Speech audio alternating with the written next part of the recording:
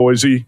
Bovey is on Boise plus 11, and he is in 8th place. He did make the Elite Eight. He's trying to run down Chris Massero, his former friend, in this contest. All right, Alex, we've got a couple plays from you. We're going to wrap up the show tonight. And one of your plays is a total that I like as well, and I've heard a lot of other sharp handicappers who like it. It almost seems too obvious. The first time around, Oregon beat Ohio State 32-31. Why would this game not be a shootout at the Rose Bowl in Pasadena? You are playing Ohio State, Oregon, over 55. I am, and sometimes it is a little bit nerve-wracking because you think the second matchup is kind of going to be the opposite, right? They're going to make adjustments defensively. I just don't think they can slow down these two offenses. I know Ohio State's defense is very good, but these two just went back and forth in that first round, and we know how good Dylan Gabriel is. He's got 28 passing touchdowns on the year, 6 INTs. And then on the flip side, Will Howard's been everybody's concern with Ohio State, but in that game against Oregon, he had 326 yards, 9.3 yards per attempt. So I think we're going to see the same thing. I think we're going to see a shootout here, and it's the final game of the year. This game should technically probably be later on, right? These are two of the best teams in the country meeting really early in this playoff run, but they'll throw out all the stops. Well, how about this? A Big Ten champ, Oregon, is an underdog to Ohio State, right? In a rematch. All right, so Alex, we got one more play for you. We're going to wrap up the show tonight. Again, you were the Station Casino's last man standing college football contest champion in 2022. How'd you do in it this year?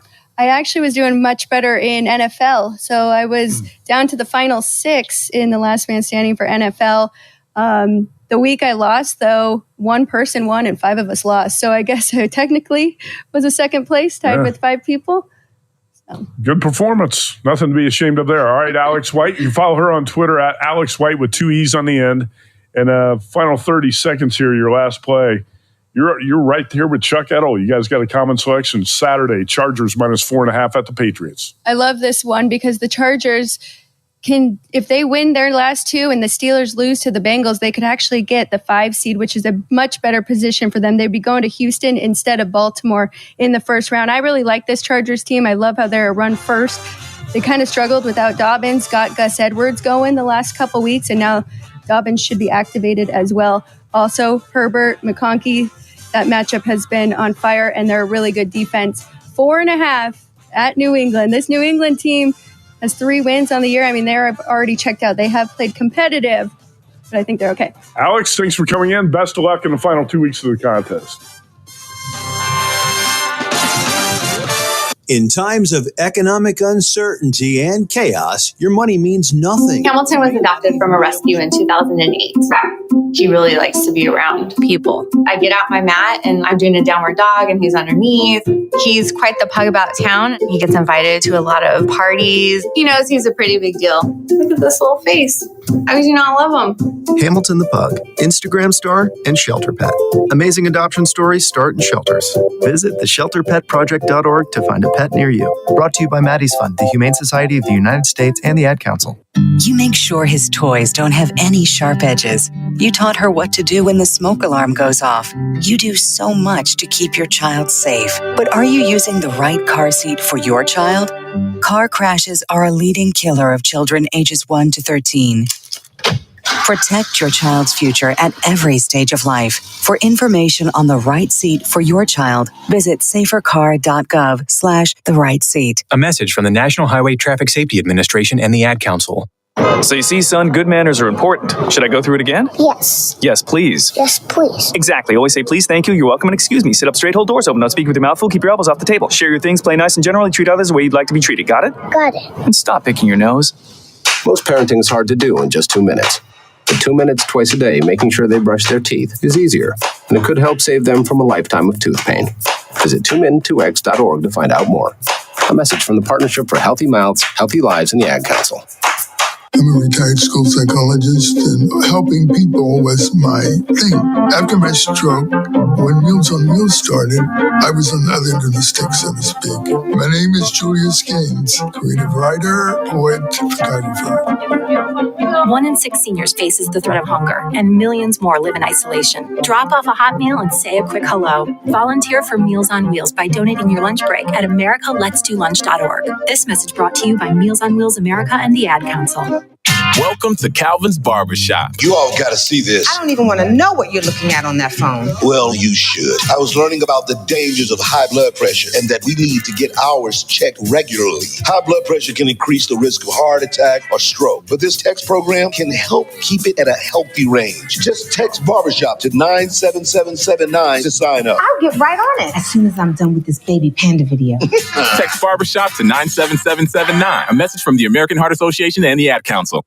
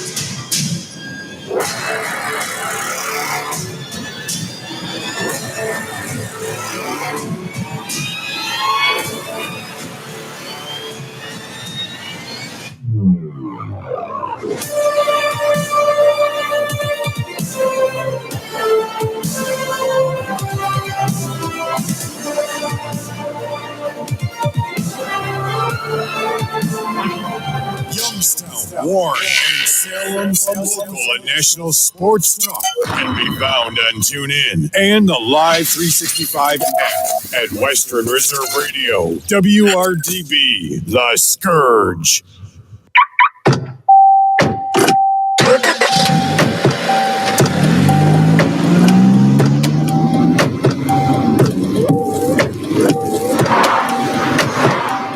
Driving has a rhythm all its own.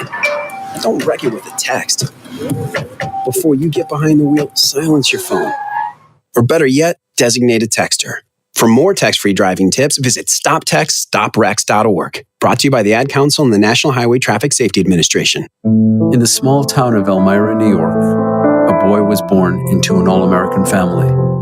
The odds of him achieving his dream in the fashion industry? 1 in 23 million. The odds of having a child diagnosed with autism? 1 in 68. I am Tommy Hilfiger, and my family is affected by autism. Learn more at autismspeaks.org/signs. Brought to you by Autism Speaks and the Ad Council. Hey, let me ask you something. Would you seat your 3-year-old child on a windowsill? Would you seat them beside a lit fireplace or by the deep end of a pool? One last question.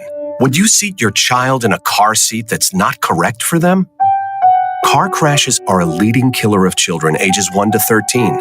Secure their future. Seat them in the correct car seat.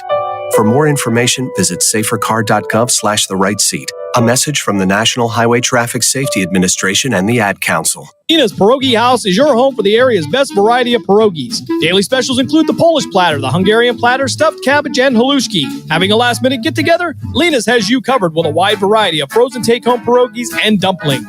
Go to Facebook at Lena's Pierogi House to see the weekly lineup of available flavors for dine-in or carry-out. Catch the best at Lena's Monday from 10 a.m. to 4 p.m. and Tuesday through Friday from 10 a.m. to 8 p.m. 20 North Main Street in Hubbard, or call 234-254-8532. It's time to kick back and listen to the Sports Page with your host, Pat Lucia, right here on Western Reserve Radio. You can call the show at 330-707-4202 and tell everyone what's on your mind in the wonderful world of sports. Now, here's your host, Pat Lucia.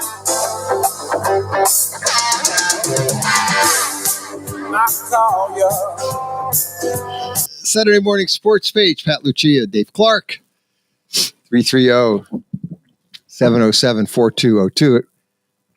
Happy holidays to everybody out there. I guess it's just the holiday edition of the Saturday morning Sports Page. I think, Dave Clark, we should rename, or this is the Mocha Joe edition, since we now have a new dog in the studio called Mocha Joe. So when we hear Mocha Joe does bark, we'll know to pick the dog. And there are some dogs. Yep. There are a lot of dogs in the NFL. Did you know, Dave Clark, that there are 10 teams with 10 losses in the NFL? Yeah. Yep.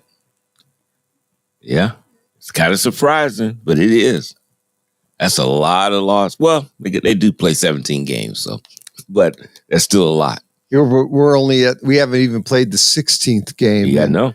They got 10 losses. Yep. If we just go back to the 16, yeah, and I seen that stat, and I meant to look up when everybody was at 14 games. Now we're really taking it back. How many people was in double-figure losses then? But it's a lot. It's a lot of them out there. Yeah, and sadly, there are a lot of bad football teams out there. Yeah. And I don't know, there seems to be a real gap. There's not a lot of the next couple of weeks. The playoffs are pretty much set. I mean, there's a couple teams in there, like the Rams. If they win, they're in, from what I've now been told. The NFC is pretty much set for playoffs. The only debate is going to be really with Atlanta and Tampa Bay. Atlanta's got to play Washington this week, Sunday night. That's a big game because right now Atlanta does control their destiny. If they win out, they get the division and Tampa Bay goes home. Mm-hmm. Tampa Bay has to hope Atlanta loses to Washington. Tampa Bay needs to win out, though. Yeah. And then they would win their division. They lost to Dallas on Sunday night, which was a big loss for Tampa Bay, since now they can't be, since they're even with Atlanta, Atlanta controls the tiebreaker. And then obviously you've got the AFC right now. When you start looking at that picture, what kind of jumps out at me is, boy, Houston's just has kind of fallen off the proverbial cliff here. Yeah. And we'll get to the ratings. And I mean, they play hard, but they just, not against Baltimore, they got completely dominated. Now against was that KC, they played a tough, they played a very tough game and lost. Man, did Baltimore on fire. 31-2. Lamar Jackson was playing at a different type level in that game. They got destroyed. I mean, the defense was tough. They were happy to get 2 points. They better be glad they got a safety. Yeah, but they had that zero. Defense, they would have had zip. My goodness. And now Green Bay looks like almost they've caught fire, along with Kansas City. Just Kansas like last City, year. Jordan Love looks fantastic. He looks to be playing great. Yep. Looks like all those young receivers still doing what they do. Josh Jacobs looked great in the backfield. Yep. Tight ends, they got Musgrave back, which will help because I mean he's a top flight tight end. They're loading. The defense is playing pretty good. So, man, now we see, is it Minnesota and Detroit this week? That might be next week. It might be this week though. But I believe it is. Yeah, it's the Lions at the 49ers. Okay, yeah, that's Packers at the Vikings. Yeah, that's the 425 game. Those are still big games. They're big games because that's up for air. I mean, technically, if the Vikings win out, Vikings have the Packers at home. Then they have Detroit. If Vikings would win out, they would be the number 1 seed in they could. In the NFC. They could. And they could. You can't rule it out. Then the problem there is their dilemma will ultimately, if not only do they win out and they go on a run, you can't rule out, say if the Vikings get to the Super Bowl or even win the Super Bowl, but you can't rule anything out here. In the NFL. What would they do with Darnold? Because now he's a free agent. He's on a 1-year deal. Do they sign him to like a Baker Mayfield and give him 37 or 40 million to keep him and keep McCartney around to learn under Darnold, or trade McCartney and get draft picks because they don't have many draft picks? Do they consider doing that? I was listening to 2 cups, 2 pros and a cup of Joe. I want to say LeVar Arrington, and they had their guest on, Pete Briscoe was on, where they got into a good argument, good-hearted, but they got in this real debate about what should Minnesota do, and Briscoe was like, trade him. If Darnold takes you to the Super Bowl, he's your guy. Then you got to pay him, and he's your guy. You trade McCartney, LeVar goes, no, you can't trade him. He's your draft pick. And he goes, I mean, it was good because back and forth, Pete says, well, yeah, but who cares? I mean, you trade him away, you need draft capital because you don't have many draft picks. And if you could pick up a few draft picks for him, do it. Because now Darnold's your guy, you got to pay him. And now do you give him the $60 million variety like Dak Prescott, and everybody's critical of the Cowboys for giving him that kind of money. I think it was Jimmy Johnson basically said, I'd let the guy walk before I'd give him $60 million. Right. Well, that didn't happen. Right. But then you've got that quarterback situation. Then you got to look at the San Francisco 49ers. What do you do with Brock Purdy? He's kind of not looking that good. He looks pretty average at best, but he's got a banged up team around him. Yeah. San Francisco's done this year. They're not going anywhere. But they need to ultimately decide what they're going to do with Brock Purdy here at the end of the year. Do they want to keep him? Do they offer him? This year to get signed, right? Right. Yeah. I mean, I don't know what they're going to do there. I don't know if I would try. I do understand what Briscoe's talking about, but what do you do, though? Quarterbacks is so hard to find. They get hurt, and then you're in a bad shape. You turn a playoff team into a cellar dweller. And we've seen that. Yep, with no quarterback. So I don't think you do that right away. I mean, I understand you might have tried some creative ways to get some draft picks, but I don't know. You just might not. I don't know if you could do that. I think you keep both of them. Yeah, I think you keep. I think you go. I know the debate they were talking and they were talking about give Darnold, don't give him $60 million, but offer him $38. Give him the Baker Mayfield deal that Baker got, which was like, and it's 2-year deal or something like that. Yeah, Baker. I would do that. Give him like either a 3-year deal at 35 to 39, $40 million a year. So you give him like a 3-year, $120 million. Or you know how they always do those contracts. So and it won't really hurt you really bad. No, because maybe you'll guarantee the following season you get to the Super Bowl, win or lose. You guarantee him he just started the next season. McCarthy will wait. That following season, depending on how he plays in that season after Super Bowl, will determine what I may do. Will I trade him now because we see that he done took a team to the Super Bowl? Yeah, he had a little down year. We're going to go with the young guy now. He's unlearned under him again. You can do that. Trade Darnold next season. But if he stays at that level, now then that's when you might have to start thinking about it. But then you're going to have to still draft a quarterback. Here's your other dilemma, potentially. Now, if you're Darnold, let's just say, what if Darnold takes him to the Super Bowl?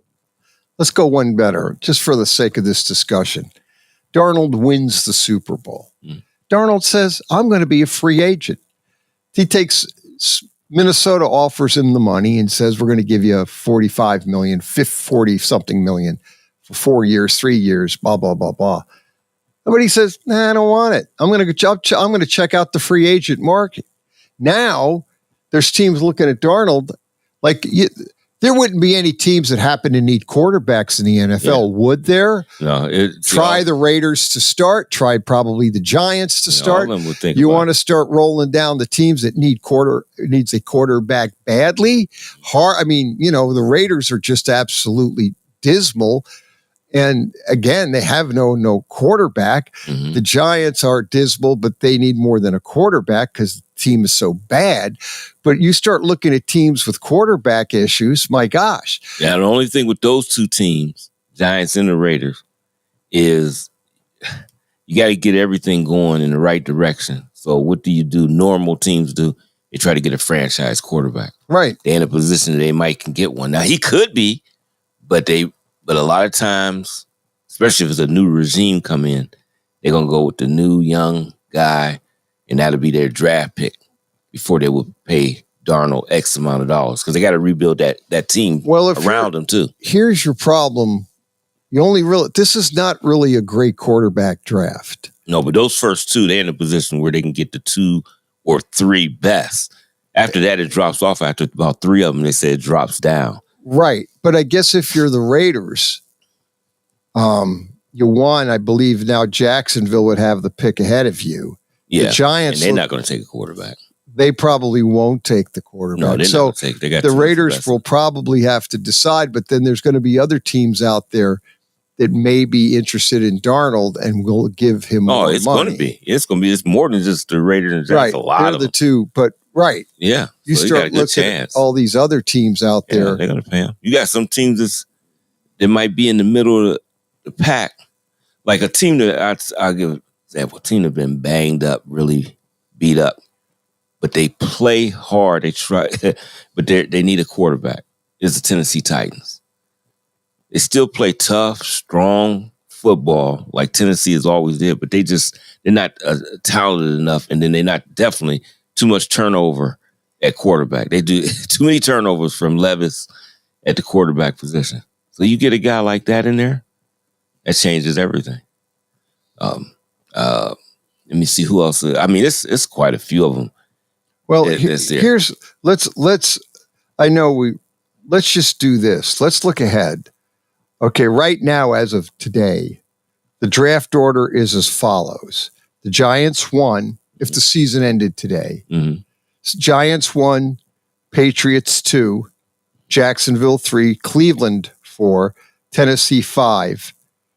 Carolina is 6, and the Raiders are 7. Right. Jets are 8. Bears are 9. New Orleans is 10. San Francisco 11. Dallas 12.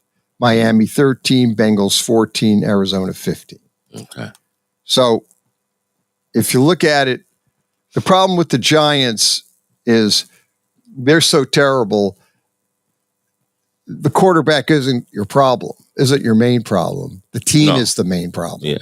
Now, granted, they will probably, knowing what we know today, they will probably draft Sanders. Yeah, they're going to still take a quarterback. They'll take Sanders number 1. That's the normal of any NFL team. Sador Sanders will be the number 1 pick if the Giants lose out, which they probably will. They have Baltimore. They have the Indianapolis Colts, and then they finish up with Philadelphia.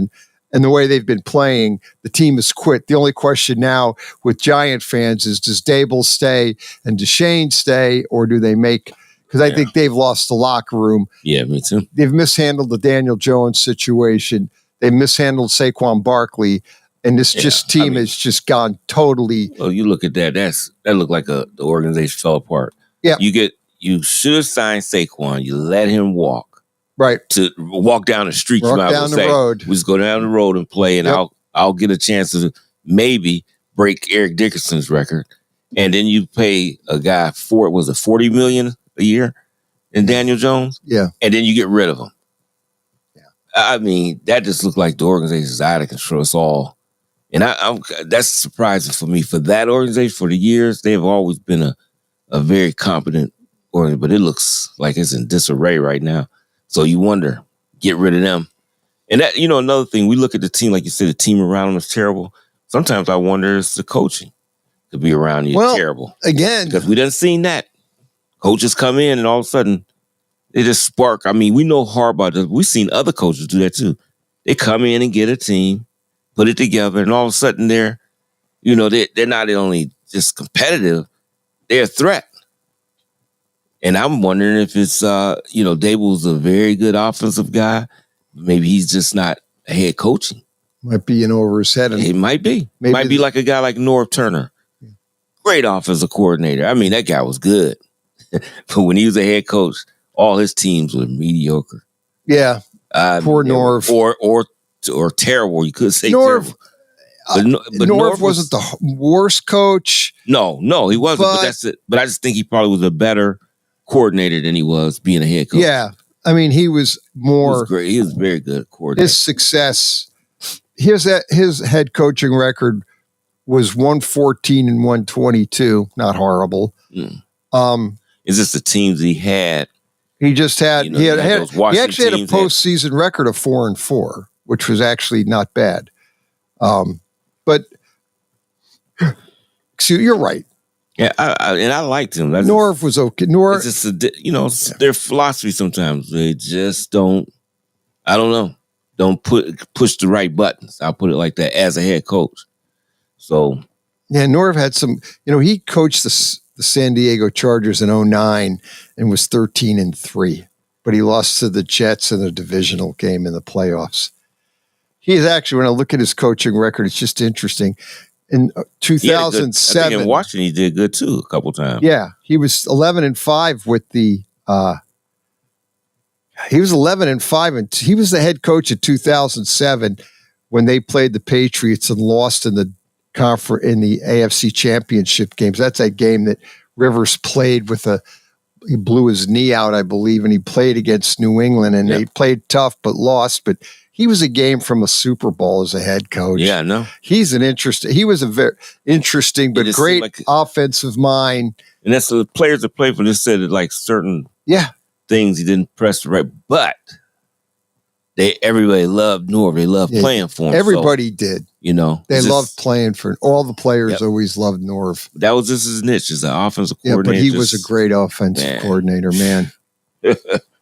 He was. Yeah. Norv was a genius offensively. And actually, all in all, not a bad head coach, considering when you look at the record and everything. He was I'd give him a solid NFL head coach. But yeah, all in all, but his niche, claim to fame, was definitely the offensive side of the ball, and his all his great Dallas teams that he had and stuff. Smart guy. Yep. I mean, with the offense and getting I'm wondering if they get rid of that, Shane and Dable, and bring in, I don't know who they bring in, but bring in somebody. They got to bring somebody that's top of the line and see what they can do from there. Because I look at them, they got some talent on defense. They had a boatload of injuries. Good. Cool. Yeah, they did. But you see, the problem is if you're a Giant fan, you see Leonard Williams playing like an all-star, an all-pro almost at Seattle, and you're thinking, well, he was on our team, and then it was, I think it was McKinney was the Packers. The Packers. Safety. I believe he was leading the league in interception. Yeah, two guys that just didn't want to pay that extra dollar. They didn't want to pay them, and the guys have been great everywhere else. But they go to other team. Didn't Williams pick up or had an interception or a fumble and ran it back about 90 yards this season? Yeah, I did. Yeah, Xavier McKinney is the one that that is now with the Packers, was with the Giants, and he's played very well. He was leading. He is tied right now with interceptions with Kirby Joseph of Detroit. They lead the league with 7 interceptions. So it's an interesting. And then Barkley is leading the league in rushing with 1838, followed right by one not far behind him is Derrick Henry at 1783. Unbelievable. I think they're both in the discussion for the MVP. Usually goes to a quarterback. But they got to think about you got to think about those two guys. Yeah. I mean, if Derrick Henry goes on a roll, you can't rule Baltimore out in the playoffs, especially with Derrick Henry, because he just makes Lamar Jackson better. Not that Lamar Jackson's great, but I think he's really good. But when you give him Derrick Henry, because it's hard. You got to keep eyes on him. Right. You got a big time running back, so you got to keep eyes on him. That's taking one more player away from Lamar, and you need eyes on him. Right. And he doesn't run as much. He doesn't run as much as he used to. No. He does it sometime when he needs to. He ran for that touchdown against Houston, though, that pretty much iced the game, where he just took off like a rocket. Yeah. I was like, I said, the way he hit that hole, I said, man.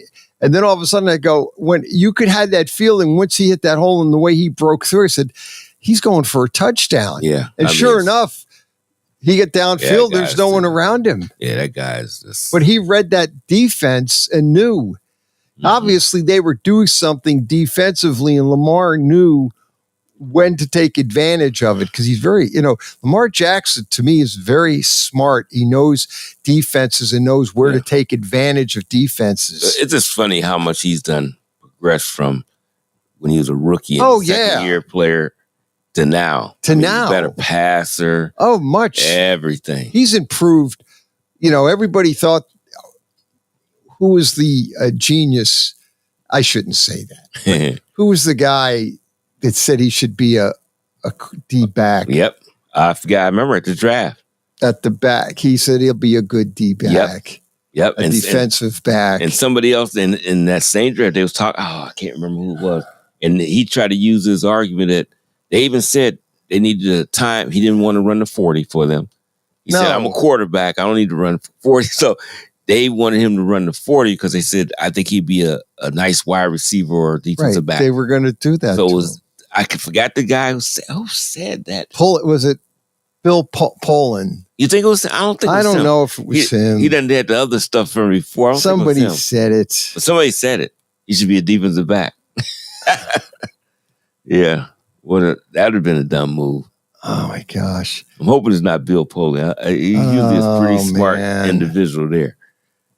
I'll tell you what. But I can't remember who made that comment. Well, he has put himself in the discussion for MVP. Oh yeah, for sure. I mean, he's been there because of all the touchdowns and not that many interceptions. That game against Houston pushed him back up again, way up there, because this guy is on fire.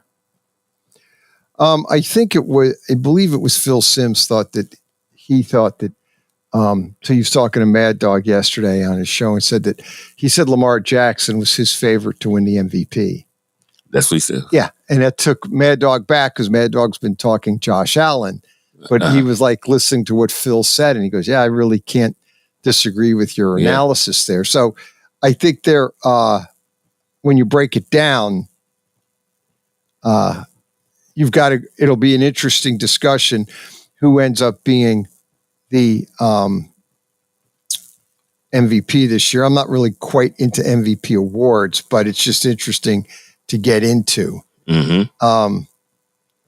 We'll see how things go. Like I said, a lot to talk about. Lamar Jackson blew out and Baltimore blew Texas out. Speaking of the games on Wednesday, Christmas Day, I know the NBA was on that day. Mm-hmm. And I know LeBron came out and said that Christmas is our day. Yeah. He's right. Well, LeBron, unfortunately, I still agree with him. It is, it's kind of, but the NFL's taking over everything. Not really. Pushing everybody to the side. The sad part is right, and I mean, it's really not the NBA. I wish it was. I mean, I know. Well, it's just traditionally. The NBA does play on Christmas, and it's always good to watch. Those games are always interesting. However, Roger Goodell and the NFL want to take everything over, and some folks are very critical of the fact that the NFL is doing that, taking over. Like basically, why did you have to play games Wednesday? And these teams, what did that too though? And that's the thing they were talking about is the safety issue. You got to think about that. Playing, what was it, 3 games in 10 days? Yeah, is what these teams have played. Yeah, you got. I mean, you're trying to, but it's money because they're getting. Yeah, I know that they got like oodles of money thrown to them by Netflix, and the players get the money, and so the players aren't going to turn it down, and the players aren't going to complain about playing 3 games in 10 days because they're getting more money long term. And Netflix is, I believe it was I'm going to look this up. I know it was what Netflix paid for those games, and then Beyonce did the halftime for the Houston Texan game and Baltimore Raven. But it's just NFL is taking over everything as far as the TV and the viewership. They dominate ratings. They had 24 million watch both games. 65 million had tuned in, is what Netflix said. And this is a streaming service. Yeah. It's not network, it's streaming. They had over 24 million watch each game. And these people most people don't have Netflix. They have to sign up for Netflix. Yep. The NBA for Christmas Day averaged 5 million. And the big game was the Golden State Laker game, which was a great game to watch. And I believe that drew 8 or 9 million, but the overall rating the NBA was over 5 million average the whole day. But the NFL has got 24 million people watching both games. Yeah, that's just how it is. I mean, it's always going to be like that. If you put them on here, they're going to watch NFL. I mean, is it because people play fantasy football? People just love football on TV. Yeah, it's football because there's fantasy basketball. There's all that. Right. But people just love football. I mean, and it's they just bet it. one. Maybe people, and since betting is now legal pretty much across the country, you can get the FanDuel or the DraftKings or you got all kinds. You got all kinds of betting sites out there that you can sign up for and put 25, 30, 40 bucks down. And then you can obviously, now you have something in the game, you're going to watch it to see if your team wins and whatever the point. But the point is, it's just that. It's just what it is. I mean, football is just, as we said for years, it's king. And it is. But it seems to get more every year. Yeah, and it's going to. It's just, it could be a monopoly if you wanted to call it that, but it can't help it. It's just, people just love it. And yet, I don't think I don't know if the quality is good as it used to be, but the ratings still continue to go up, which people don't seem to care so much about the quality or what the games mean. They just want to watch football. Yeah. Saturday Morning Sports Page back after this quick timeout on Western Reserve Radio.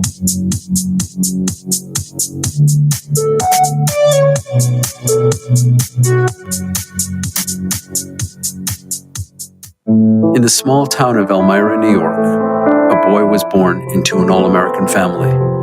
The odds of him achieving his dream in the fashion industry? 1 in 23 million. The odds of having a child diagnosed with autism? 1 in 68. I am Tommy Hilfiger, and my family is affected by autism.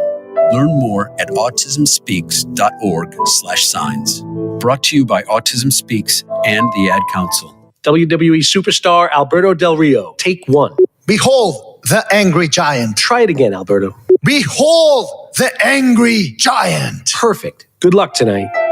Behold the angry giant. Yay! Read me another one, Dad. This is WWE superstar Alberto Del Rio. It only takes a moment to make a moment. Take time to be a dad today. Visit fatherhood.gov. Brought to you by the U.S. Department of Health and Human Services and the Ad Council. Western Reserve Radio is the Valley's online source for sports talk and local live events. Tune in and be a part of their live weekly shows, as well as all of the hard-hitting action of Youngstown Phantoms hockey, high school football, and the GDFL. Find them at westernreserveradio.com. Tune in and the Live 365 app to be a part of the area's sports conversation. Be sure to visit them on Facebook at Western Reserve Radio and on Twitter at WR_radio. Looking for future leaders we can believe in? Look no further than the high school student athletes right here in Ohio. High school sports teach young people how to be effective leaders. It includes learning to listen, accepting responsibility, being a good role model, and it's about respect. The result, it transcends sports. It gives us hope for the future. This message presented by the Ohio High School Athletic Association and the Ohio Interscholastic Athletic Administrators Association.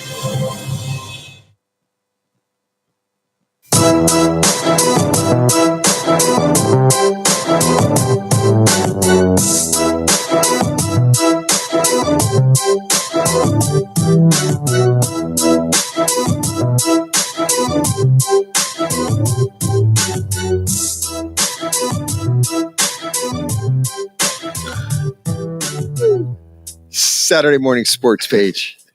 Pat Lucia. Some sad news out there. Greg Gumbel passed. He was 78 years old.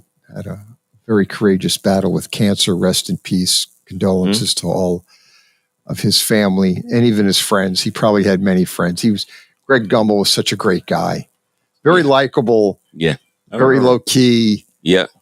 Like he was just like Phil Simms talked about him yesterday on Mad Dog Show when he said that Phil Simms and he were doing a game and he said going to the game to Greg, he said, I've got something I got to get into, like discuss. I need the time on the air. And Greg Gumbel's like, go ahead. Yeah, sure. And Phil Simms goes, who does that? Like, he was so understanding and good and likable. Mm-hmm. And everybody liked Greg Gumbel. Yeah. Yep. Which I was always because everybody liked him on TV. He was likable, and you could see he was always kind of laid back, and he didn't take a lot of stuff real seriously. But was always professional. Yeah, did a great job on TV. And he's passed. He was 78. Yeah, I know. That's too bad. It's unfortunate. Hate that disease. I hate it. Yep. Rest in peace. Yeah. And then on the other front, on the Hollywood front, the actress who was in Romeo and Juliet way back when, in the late 60s, had passed. Olivia Hussey passed. She was 73. And I remember we all watched that. Romeo and Juliet came out in the late 60s. It was a big movie back then. Everybody went to see it. And it was I thought it was a great movie. I mean, everyone knew the story, but the movie was done very well. And so she is passed to rest in peace, Olivia Hussey. So, unfortunately, some deaths, especially I said, the Greg Gumbel passing. That was that caught everybody a little off guard. I always wondered about him after a while. So what happened to him? And didn't know that he'd been battling cancer, So. For 3 years, they said it was a 3-year battle that he fought, and he has passed at the age of 78. So again, condolences out to all of his family and friends. Rest in peace, Greg Gumbel. Something interesting that I seen yesterday was, and I don't know if hardcore football fans will remember Dana Stubblefield. Yes. Did you see that story on him? That he got released from, he went to prison for rape. Oh my. And they found out that he did not do it. And they're overturning his. Yeah, I saw. I'm looking at it now. They had all the wrong person, I guess. And I forgot how long he's been in prison. He'd been saying, hey, I was not there, blah, blah. I don't know anything about it. And now it comes to fruition that actually did. They did some real tough investigating over the years and found out that he didn't do it. I guess he's going to be released sometime this coming week, the attorney said. But when I hear those things, and it doesn't have to be a football, just anybody, it's just, man, I couldn't imagine something like that happening and you be in there knowing that you didn't do a thing and have to live with that. Oh my God. Yeah. I'll get the phone here. There's a book out. I don't know how many. There's a fantastic book out by John Grisham called Framed. I have it. If you want to read it, let me know. If you read this book, this is a scary book because there were people basically put in prison that were innocent, and it's scary. It gives me chills talking about it. Yeah, I read this book and I was just like going, oh my gosh. You read these stories, there's like 10 stories or 12 stories in this book of individual people that were basically spending time in prison. And when you're reading this, these people are flat out innocent. Right. But because prosecutors needed to get a number or get a conviction, they went after these innocent people. Yeah. It's scary. It is absolutely scary. Yeah, that made I got chills when I've seen that. They're showing when you read this, they probably do it again. Well, and that's the sad part. Let's get to the phone. Yeah, I don't want to go too far off the proverbial range. Stubblefield is a guy that was not an everyday player. That's the guy who was Rookie of the Year and Defensive Player of the Year. Oh boy, let's hit the phones. You're on the sports page. What's up? Good morning, Pat. Good morning, Dave. How you guys doing? Good. Hey, how you doing? Irish Spike. What's up? Happy holidays, you and your families. Yeah, same way. Your way too. Thank you. Hey, guys, you were talking about pro football compared to the NBA on Christmas. Just go back to last Saturday, the 21st, when we had the triple header. You had the Penn State SMU game at noon. You had the Texas Clemson game at 4, and then Ohio State at Tennessee at 8. If you look at the afternoon NFL games last week, they remarkably outnumbered the college games, the SMU Penn State game and the Texas Clemson game. the numbers were tremendously much more high for pro football. Yeah, they were. Yep. I said, everybody just bow down to the NFL. Period. And I know that there was more than a few people commenting on TV saying that, maybe the NFL should not have had their games last week at those particular times because of, the college game. But the NFL had to play on Saturday because they wanted to play on Christmas Day on Wednesday. So they need to give those teams 4 days because in the collective bargaining agreement, they need at least 4 days in between games. So those particular teams, which was Pittsburgh and Kansas City and Houston, and then Pittsburgh and Baltimore, they all played each, flip-flop and played on Christmas Day. So they had to play Saturday. They couldn't play on Sunday. Yeah, right. Since you brought this up, let's look at the numbers. The Penn State SMU game, which was not a very good game at all. It was not competitive. And we'll talk a little bit about it because I think that it's not people are complaining and screaming. I saw some folks on Facebook screaming and yelling, they got to go to 8 teams. You can't have 12 teams. No, that's not the problem. The problem is the way you seed the teams. It's a seeding issue, not the game. And they're not going back. The toothpaste is out of the tube. You're not going to go back to 8 teams from 12. Involved. Yeah, people need to get over this. They're not going back and say, okay, next year we're going to 8 teams. No, there's 12. We're only going forward, not backward. If they're not 12, it's going 14 or 16. 16. But here are the numbers. Going the opposite way. SMU at Penn State, not a very good game. That drew a 6.4 million rating on TNT. Now, it's not network. Compared to the Chiefs, Texans drew 15 million. Mm-hmm. So you can do math on that, 2.5 times. Later, Clemson, Texas drew a little bit better. They were 8.6 million, but the Steelers and the Ravens got 15.4 million. Almost doubled it. Right. And then the late game, which had no NFL against it, which was the Ohio State University, that drew 14.3 million against Tennessee. Now, your Notre Dame Fighting Irish Friday night in a game that was kind of not competitive, that drew 13.4 million. So none of them was good to me. Right. Not one of those games. The games. But it's not. It's definitely not the amount of teams that's the issue. No, it's a seeding issue. Yeah, like I said, Oregon's at home, waiting to play the next round, but never get a home game. If those teams are top ranked, they should be playing and have a first game where they're at home. Or you get a bye, right. And then your first game is at your place. Some type of reward. They need to redo the system. They need to look at the way they seed the teams to start because they got Fresno State and Arizona State do not deserve a first round bye. Was that Boise State, not Fresno State. Arizona State and Fresno State. No, Fresno's not in it. Boise State. I'm sorry. Yeah, I'm sorry. Thank you. Boise State, Arizona State they should be playing in the first round. Right. Yeah, absolutely. They should have either played Indiana, make an argument they didn't really belong there either. I'm not going to go into that, but technically the Big Ten shouldn't get 4 teams and not take Arizona State out and let them play SMU or something. SMU, Arizona, and Indiana play. Right. What's the other one? Did we just Clemson? Yeah, they could have had them. I think Clemson was destroyed Indiana, but you could have those games. Penn State shouldn't have been playing. Boise and SMU would have been very interesting. Would have been a good game. I have a question for you, John. Sure. I asked this over to my friends and see if you guys come up with the same answer.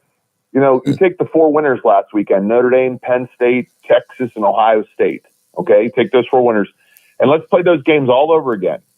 But let's put all 4 of those teams on the road. Notre Dame at Indiana, Penn State at SMU, Texas at Clemson, and Ohio State at Tennessee. Do we have a different result in any of those games?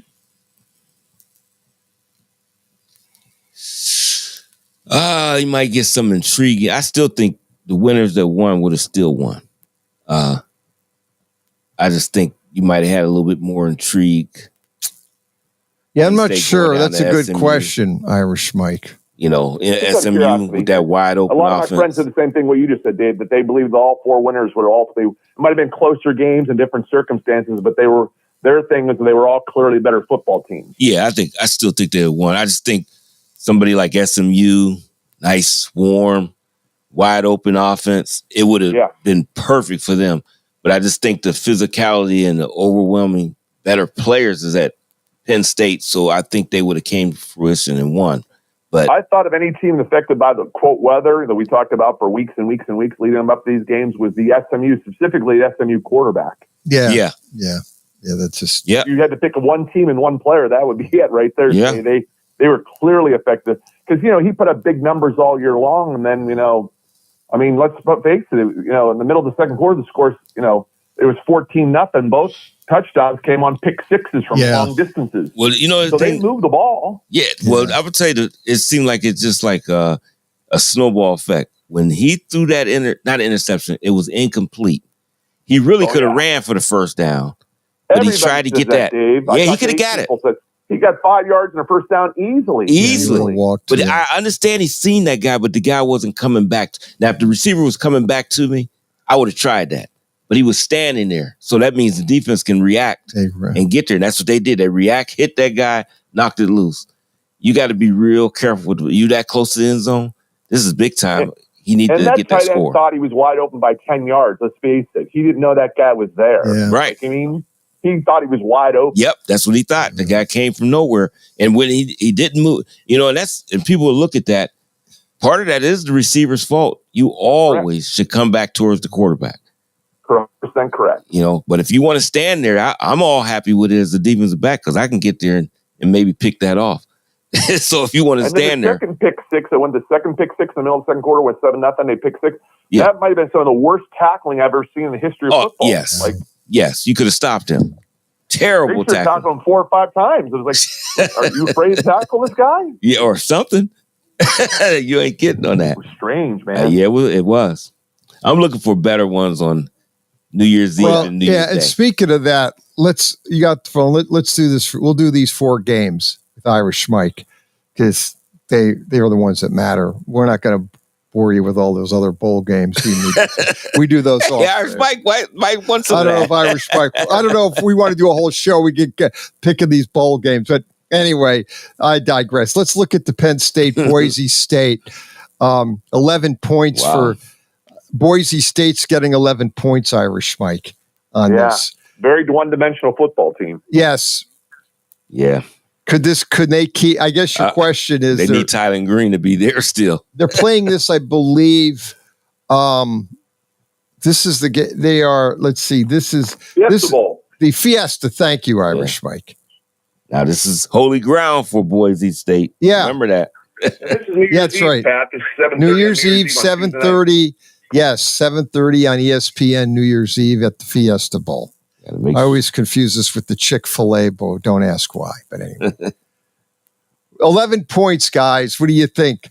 Do you think will Penn State cover the 11, or does Boise keep it closer? Can Boise pull an upset? I guess you can never rule that out. Yeah, that's true. I mean, I still want to know what pitchers James Franklin has on the committee to give such a I don't get it. I still, over the last 6, 7, 8 weeks, going back to late October, November, I never understood the love the committee's been given to Penn State. I know. I mean, here's a team that could possibly play for the national championship. Think easily. About it. Like the path they have. Yeah. I'm going to go with Penn State just because, just because. Okay. We'll leave it at that. What do you think, Dave Clark?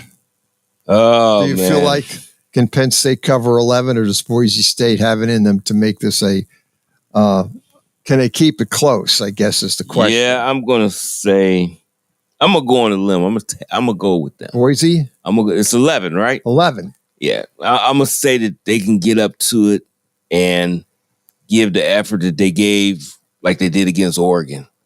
Yeah. I mean, they took them to the wire. They took them to the wire. And it was a close game. Yeah, and I think they'll tackle better than SMU was tackling. So, and they're not playing and they're playing obviously warm weather at a good site. And their favorite site. And that's their favorite site anyway. Fiesta Bowl. Fiesta Bowl is in Arizona. Great memories. We got to make sure nobody's getting married on that team. Right. Nobody's doing no proposals. But okay, I'm gonna go with them. I'm going with Boise. Yeah, I'll take Penn. I'll go with Penn State.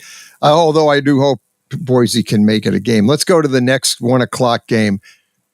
This is the Texas at Arizona State. Well, versus Arizona State, 13 points. Arizona State getting 13 points against Texas. So there you go.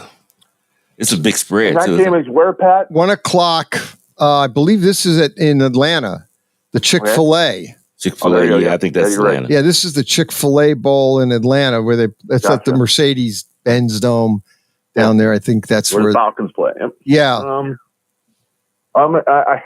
You know what? I think Arizona State, that running back, I just saw him play the first time in the Big 12 championship game 3 weeks ago. Yeah. I was impressed with that running back. Yeah, Scatterbo can play. He's tough. I don't watch him many times on late night. Can they keep it close? Yeah, I'm 13. Thinking, hey, we got the dog in here. Yeah, where's that dog at? Mocha Joe. Even though I don't hear him. I'm still taking another dog. You're going to go. All right. I'm going Dave another Clark dog. Going the underdog again. Because he might. What's the line again, Pat? 13.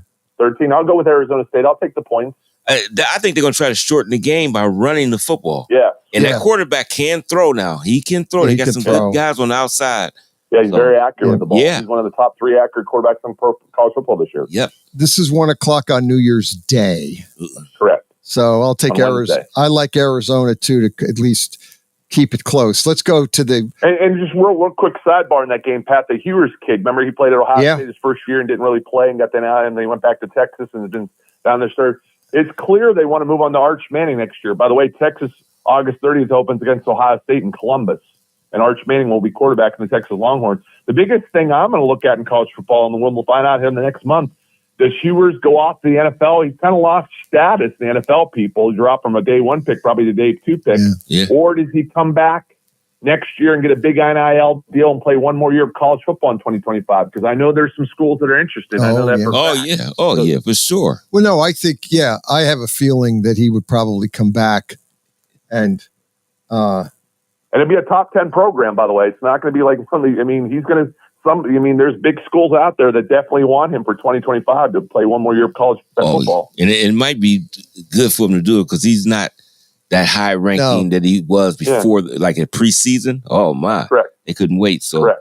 Yeah, he's got to build that back up. Yeah, that's a good point. And you guys can see the intrigue because they look at him and say, hey, this guy's played 3 years of college football. He started 35 games, and he could throw it around a little bit. So, like, if you're a team that says, hey, we have a bunch of young guys in our roster, but we have a really good team around him, that he can put us over the top potentially in 2025 and maybe win a national championship potentially. Right. And there you go. There's does he take the NIL money, go to another school? Yes. Or does he come out to the NFL? The NFL in desperate need. We already talked a little bit first hour with Sam Darnold's potential issue if he ends up if Minnesota goes far in the playoffs or he ends up in a Super Bowl, you can't rule out. What does Minnesota do? Do they keep him, sign him to take Baker Mayfield? Does he decide I'm going to go free agent and maybe I can get something close to the Dak Prescott $60 million, which is now the new goal for quarterbacks to get. Since you're on the phone, to you Cleveland Brown fans, I hate to bring it up, but they restructured Deshaun Watson's contract, which means he's back next year, which I knew he was coming back anyway. They had to do that. They don't have any choice. Yeah. But they restructured the deal and they're moving it around. You got to do that. But anyway, once you know you got to keep them, you got to do it. It's going to be more for 2026 and 2027, the deferred money, right? Yes. Right. Yeah, they're pushing the deferred money out. You look at the organization, say, are you a serious playoff contender in 2025? You have to look yourself in the mirror. They think they are, obviously. Yeah. Well, it's a lot of up to a really, really, really bad year and move forward with it. Yeah. Well, it's a lot of the as they say, pundits think that too. They got the talent, but many injuries. The elephant sitting in the room is Deshaun Watson. He's got to play. And there you go. You just take if he doesn't play well this upcoming season, you got to just cut it. I don't care what happens. Yeah. I don't care what the money hit, whatever. You got to. You might as well. You just have to take it. He's got to come up big this time. Yeah, it's up to him this year. Yeah, that's all. That simple as that. Because at the end of the day, they restructured the contract. When you break it down, He will be there another year. It's going to ultimately just come down to he has to play like the Deshaun Watson of old, or they're pressing. He presses more than I ever seen out of a veteran type guy that should know how to calm himself down, but he does. He presses. You ain't got to prove anything to anybody. Just play football. And it's always seemed like he's trying to prove that I'm that guy, and all you proving is you're a disaster right now. That's what you're proving to me. Yeah. Do we all take Arizona State? We did it. We did Arizona State across the board. Yeah. Let's go to the granddaddy of them all, Ohio State, playing at the Rose Bowl for Oregon, looking at those beautiful mountains and the sunset. This is an easy pick for me. Easy pick. Ohio State. Okay. They were winning most of that first game. Really, they was controlling. They were. And they lost because of some things they did wrong, clock management at the time, and then allow that field goal. So I'm taking them this time because it looked like they fixed something on that offensive line a little bit after that Michigan game. Yes, you can see they dominated Tennessee, and they do got a good offensive. The defensive line, Tennessee, they dominated. Yeah, that's what everybody was saying. What caught everybody off guard was Tennessee was known for their defense all season in the SEC, one of the best defenses in the SEC, and to go up to Ohio State. Granted, it was cold; it was a Saturday night, but to just get basically run over by Ohio State, and you hate to say, but after the first quarter, Ohio State was just on a roll and a high. Game was kind of over, and then it was 21-10, and then Ohio State scored beginning of the third quarter after they stopped Tennessee 3-and-out, got the ball, drove right down the field, and when Howard dropped that dime to Smith in the end zone, that was it. Game over, 28-10, and you could just feel that was pretty much. Yeah. Dave, you mentioned a little bit earlier in a conversation the SMU Penn State game and that drop pass at the end zone by the quarterback when he could have run for a first down. Yeah. Let's go back to the Ohio State Tennessee game, Pat. Yep. Ohio State gets the ball. The crowd's on edge, right? I mean, there was 45,000 Tennessee fans there. Okay, like, I've never seen them. There was orange everywhere, and people speculated that for a week and a half, and it turned out to be true. Okay, well, Ohio State gets the ball to start the game. They have 3rd down and 4, and the quarterback gets sacked for an 8-yard loss. And remember, it was a personnel face mask penalty on the Tennessee defensive lineman, which was on that first down, and they go down and score 8 plays later. Yeah. Yep. One of the pundits were saying, the bad as Ohio State's offense was 4 weeks ago against Michigan. What if they get the ball in the first possession and go 3 plays and out? Then the crowd turns against them. Yeah. They were waiting for that. They're all mad at Ryan Day because of the Michigan game. And that was very close to happening. But like I said, when Will Howard gets sacked by the defensive line, he grabbed his face mask, which was a 15-yard penalty on that first down. Changed everything. And they scored a touchdown. That did it. And the crowd gets right back in the game on the positive side. So, we talked about the SMU game, the quarterback not running with the ball. Sometimes there's plays we can look back on and say, I wonder if. Yep. And and I think you can in every game, a crucial part of the game, regardless if it's a blowout or not. What happened when you research it, you'll see the turn thing. You could go to games. Turns. Yep. Like, who do you want, Irish Mike? Ohio State, Oregon. Dave, I want Ohio State. A rough one. I mean, obviously it's on the West Coast, so a lot of Oregon. They've known there for, they've known. They've known for 4 weeks where their destination was, so there's going to be a lot of Oregon fans there too. This is a great shootout again, like we had the one back on October 12th. And you might, because it's going to be warm weather, so we ain't got to worry about that. Yeah. On grass, I mean, I guess I'm going to go with the pundits, like everyone else. I think 85% of these experts are going to. Everyone's, like we read all these previews from 2-3. Everyone's picking Oregon to win the national championship. Yeah. Now, all the people flip-flop back to Ohio State again based upon what they saw against Tennessee. Are we a reactionary society? So I'm going to say yes. I'm going to go with Ohio State in a barn burner. What was the 2.5 points for Ohio State? Yeah, Oregon's getting 2 and a hook. Oh, Oregon. Yeah, Ohio State's the favorite. Yeah, well, you know what? I'm going to still stay with it. I'm staying with Ohio State. Let's go to Notre Dame at Georgia, -2. Another rough one. Yeah, another rough one, -2. This is the Sugar Bowl on New Year's Day night at 8:45 is the kickoff down in New Orleans, the Sugar Bowl. ND gets 2 points. Now, Georgia doesn't have their quarterback. He's out for this year. He blew out the elbow. Let me tell you this, Lucia. Okay, I know Notre Dame whooped up on Indiana 8 nights ago, but if you just told me before the game, there's one guy you can't lose due to injury for Notre Dame, who would that be? And now, obviously, people would say Riley Leonard, the quarterback. I'm saying running back. But there's another Riley on that team. His name is Riley Mills, number 99, defensive tackle, 6'5", 305. Right. Had a tremendous year, 4-year starter. Right. He injured his MCL. He's out 8 weeks, so his playoffs are done. His career's at Notre Dame's over. And they've already lost their 2 starting defensive ends 2 months ago due to injury, torn ACLs. Their 2 best pass rushers. Benjamin Morris, their cover corner, got hurt. He'll be a first-round draft pick in April. You know, he got hurt back in the middle of October against Stanford. So they're missing 4 or 5 major defensive cogs. And the defense has been their strong suit all year long. But you can, what's Georgia got? Big offensive line and big defensive lineman. I already worried about the Notre Dame offensive line against Georgia's defensive line, and just to control pass, protect, and all that other stuff. But I thought, well, at least our defensive line can stand up. Georgia's probably going to run the ball simply because they're missing their quarterback, so they're going to try to keep that quarterback in certain spots. And without Riley Mills along the defensive line, and everyone's going to talk about the quarterback for Georgia being out, but no. As a lifelong Notre Dame fan who follows Notre Dame football for 365 days a year, missing Riley Mills is huge, humongous. Hold on. We got to wait. Get Irish Mike at the top of the hour. It's halftime Saturday morning sports page. We'll finish our college pick after this on Western Reserve Radio.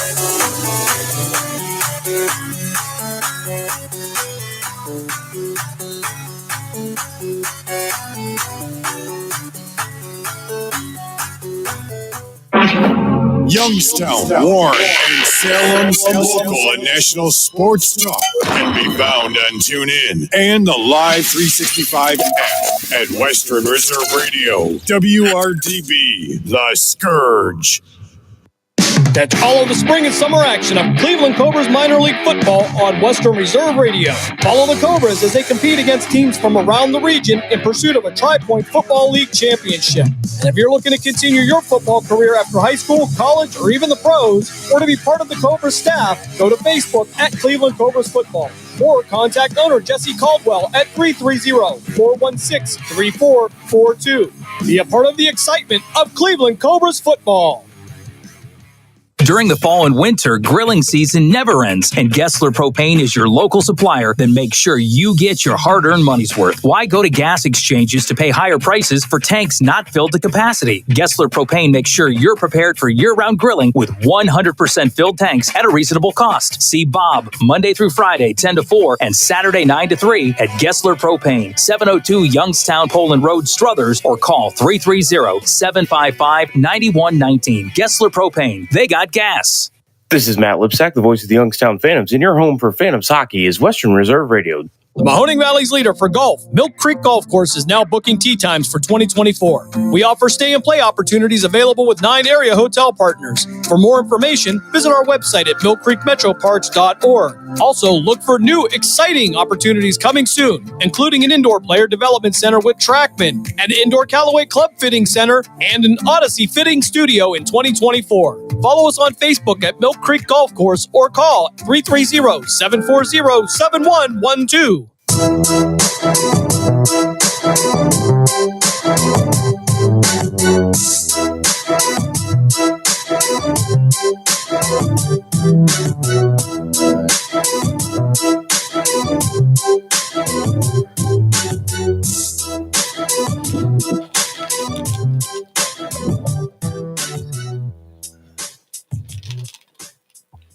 Saturday morning sports page right back at you. Let's go ahead and get with Irish Mike. Hey, Irish Mike. I was about to pick, because of the offensive line and defensive line play, I'm going to pick the Georgia Bulldogs. But let this be noted, Dave Clark, if Riley Mills doesn't get hurt, I was going to pick Notre Dame to beat Georgia and pick Notre Dame to beat Pennsylvania State and play either Texas or Ohio State for the national championship. Okay. Okay. But I'm going to go with the Georgia Bulldogs. Oh, man. This is a tough one. Indy gets 2.5 or 2? 2. Fighting Irish get 2 points. I'm going to take the Fighting Irish. Yeah, I'm just going to take the. I'm going out. That's all dogs for me, aren't they? What's that? Did I take all the dogs? No, I didn't. No, Ohio State is actually the favorite. That's right. Arizona's you took 2 of the 3 dogs. You took Boise State and Arizona are the two underdogs. Yeah, and this one too. I'm taking So you're going to, me too. I've got Penn State, Arizona State, Ohio State. Dave, you got Boise State, Arizona State, Ohio State, ND. We all took Ohio State. We all took Arizona.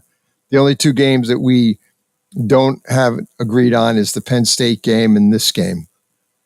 And so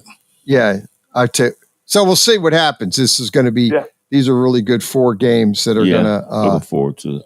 And we'll see how this. Before Dave Clark about George is across the offense line at 6'6", 315, and now you're playing undersized defensive linemen. And you know they want to run the ball. You know Georgia wants to run it to keep their quarterback out of 3rd and 8, 3rd and 9. See what I mean? Those types of situations. You want to keep that quarterback in manageable. Back 7 matches up extremely well with the Georgia skill guys. Extremely well. Right. Mm-hmm. So if Georgia's in 3rd and 8, 3rd and 9, they have issues. I'm just telling you right now. They'll have issues. Yeah, that'll be, if ND can get them in 3rd and long, they got a shot. They want to keep that where that quarterback is going to have to play big. That's what they're going to want to do. So I'm going to take them. I'm going to take ND and see if they can. We'll see what they basically do. I remember, Pat, in the middle of August, had to be 3rd week of August. I told my wife, I said, I'm going to tell you something. I've known my wife for 20 years. I go, I'm going to tell you something I've never told you, just so you know that. I said, Notre Dame's one of the 3 or 4 most talented teams in college football this year, and they can win a national championship. When have you ever heard me tell me that? She said, never. I'm telling you. I said, they could do this. Now, 3 weeks later, I look like a biggest chooch because they lose at home to Northern Illinois in a huge upset, one of the 3 worst losses in the history of Notre Dame football. But then they rebound to win 11 in a row, and 10 of those games were by very wide margins, by 30 points or more. Yeah, they weren't. They didn't have really. I think we're all used to Bob Davie and Charlie Weiss and Brian Kelly in big games against big opponents saying, Notre Dame's going to get blown out of the stadium.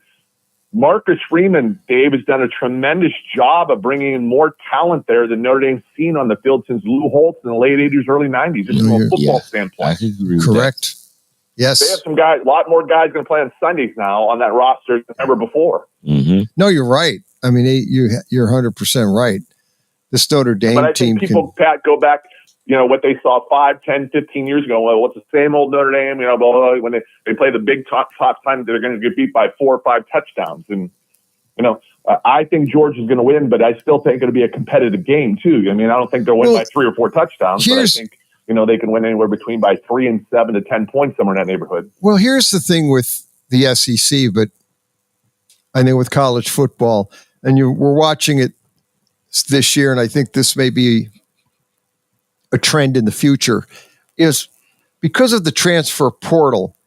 Yes. Teams, the depth on these power teams, the Georgia, the Bamas, the Ohio States, but all their depth isn't what it used to be because the players who were 2nd and 3rd string are leaving and not staying there to wait to play. They're going to another schools who are now recruiting them, and they're going to go to like a MAC school or even another division like a Old Miss or somebody else and play. So the depth on these power schools, I call them the power schools, isn't what it is. So they just can't roll out and if the player gets hurt, I think they lose a lot on the depth chart now because these kids that are 2nd and 3rd string are not staying there. So I think in the future, you're going to see this where you don't have a dominant team this year. Like there's no 1 or 2 dominant teams here that I could say, they're clear cut. Right, I mean, I know a lot of people are saying that Oregon and Ohio State are really playing for the real national title because they are the 2 best teams. Some people think Ohio State's the best team. I don't really adhere to that. I don't agree with that. I think that these teams all can get beat on a given Sunday by one of the other teams. And I don't think when you say Oregon, Pat, people are going to bring up the Idaho game. They're going to bring up the Boise State game. When you say Ohio State, they're going to bring up the Nebraska game. Remember, Nebraska was beating them in Columbus with 6 minutes left to go in the game. Remember that? Exactly. Nebraska had obviously the Michigan game. So they're going to bring up the Dr. Jekyll and Mr. Hyde with all these teams. Right. And they all have them. So absolutely. It just, again, I just break this out and I don't see 1 or 2 dominant teams that say, they're clear cut to win it. It's not going to be competitive. I think that will be great to see after these games are played, who are the final 4 in there. Last week we talked to you and Dave talked about the Ohio State-Tennessee game, and we looked back at Ryan Day's career at Ohio State. Back in 2020, they blew out Clemson in the Sugar Bowl after coming off, a mediocre Big Ten championship game against Northwestern where they won, but they looked terrible. And everyone said it was picking Clemson. They blew Clemson out of the stadium. Then you look at 2 years ago when they lost in Columbus to Michigan, and they were fortunate to get into the playoffs and play Georgia in a game they should have won. And then Georgia went on to win the national championship over TCU. I mean, so they bounced back really, really well multiple occasions when they've had downtimes under Ryan Day. Yeah. And I mean, that's just basically it in a nutshell, is you just can't really, when you're trying to gauge these teams, I don't see any clear-cut favorite here. And I could see Notre Dame winning the whole thing. I could see maybe, I don't know if Georgia can. They've kind of looked during the regular season, like Georgia Tech, they were lucky to beat Georgia Tech, game they could have possibly lost. At times they don't look like the Georgia but that's why I really think this is so wide open this year. Well, I heard this on a radio show. I want you, me and Dave, to do this real quickly, guys. I heard this on, and this was a great idea. They re-ranked, that we got 8 teams left. How would you rate them right now if you had to put them 1 through 8 in order? And I'll tell you what they did, the number, and see if we can match theirs. If you had to pick your top 8 right now, your best football teams based on what you see, who would you rank 1 through 8 right now? Oh, as if you were to look at this thing right now. Yeah, if you had to look at them right now.